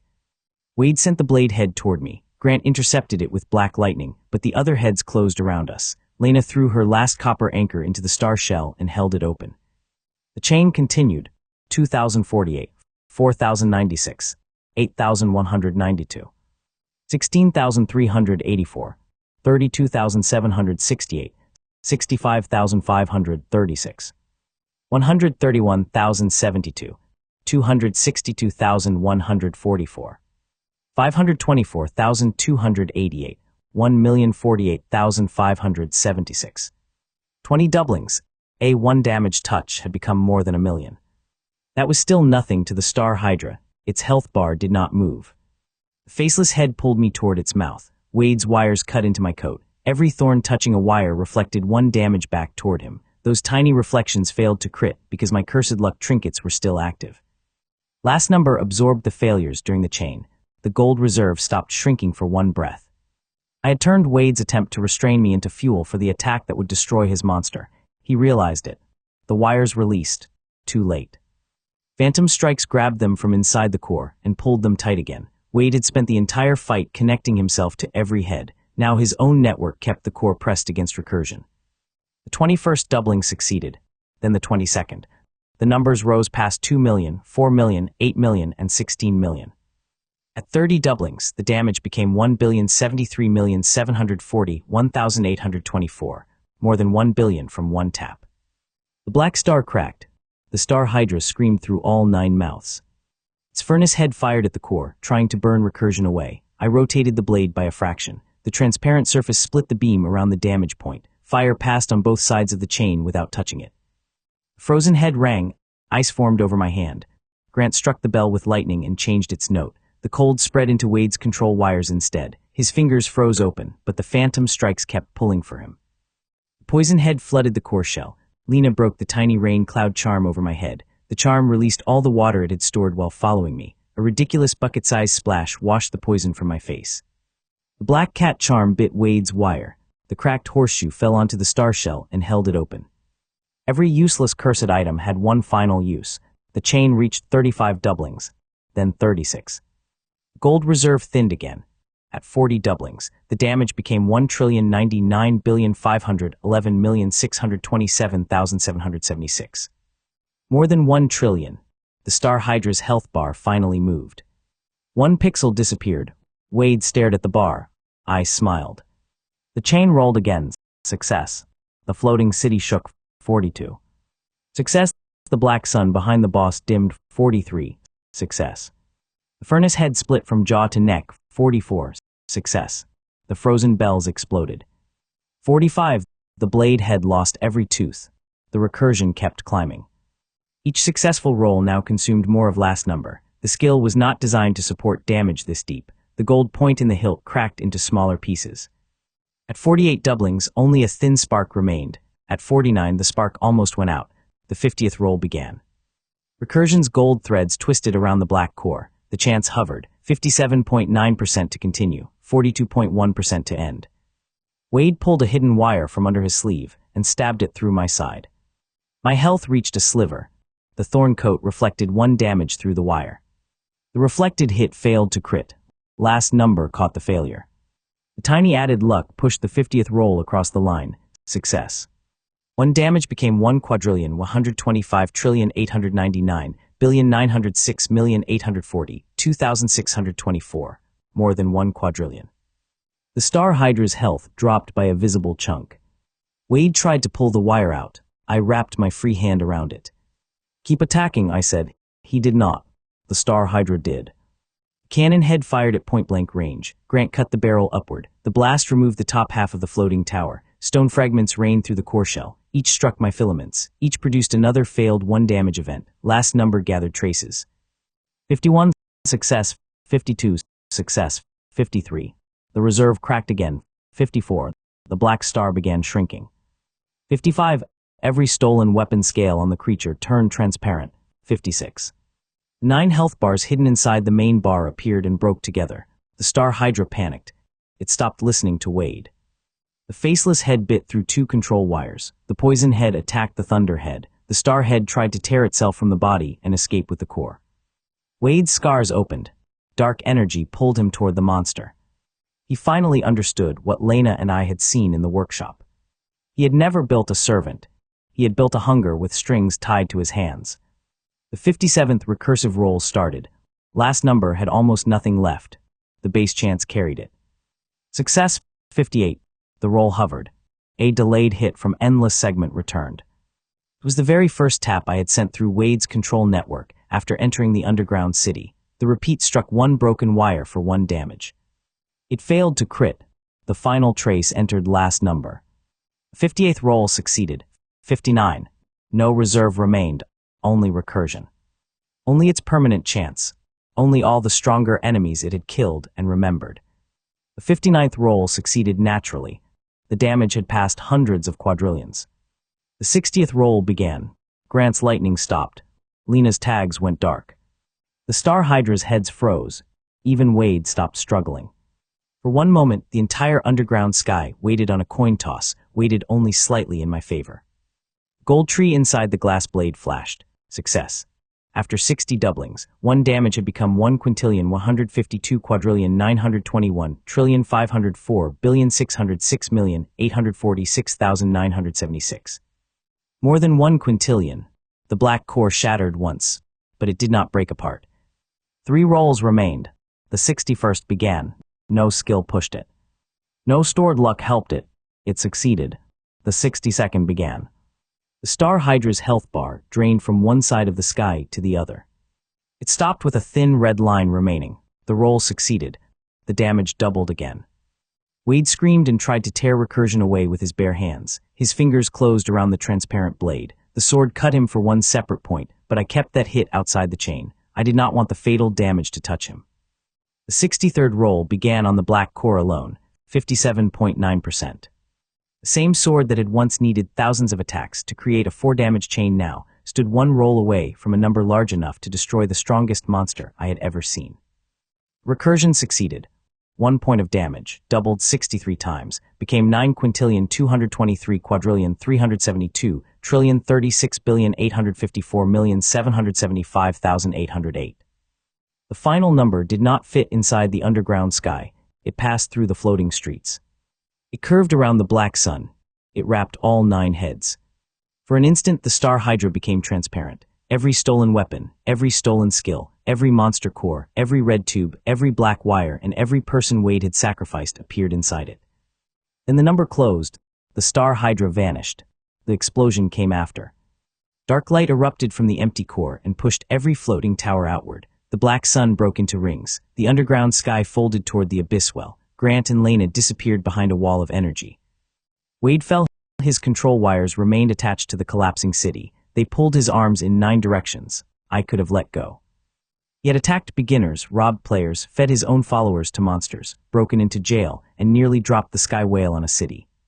Death would have been easy. I wanted consequences. I caught his wrist. The blast pulled both of us toward the broken sun. My health was still below 1%. Recursion's chain had ended. Hummingbird's stance had reset. I had no luck reserve, no phantom rain, and almost no strength left. But I had Wade's wires. I wrapped one around Recursion and tapped it. 1 damage traveled through the entire ruined control network. The hit did not need to crit. It reached every stolen weapon scale, falling from the dead Star Hydra. Thousands of weapons turned in the air. Their handles, chains, straps, and cords tangled around the floating buildings. The network became a net. Grant struck it with black lightning. Lena connected the remaining copper anchors. The net caught the explosion. Not all of it. Enough. The broken black sun compressed into a pillar and shot upward through the abyss well. It passed the Leviathan Sea, the lava layer, the ruins, the frozen ocean, and the mushroom forest.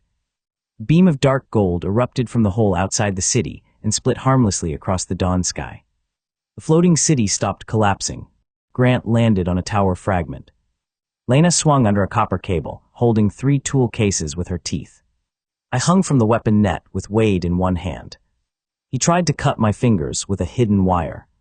I tapped the wire. A 4-stage chain snapped it. He had nothing left. No gloves, no creature, no guild army, no control network. Just a white shirt torn black by his own power and a pair of scarred hands that could no longer command anything. The return climb took hours.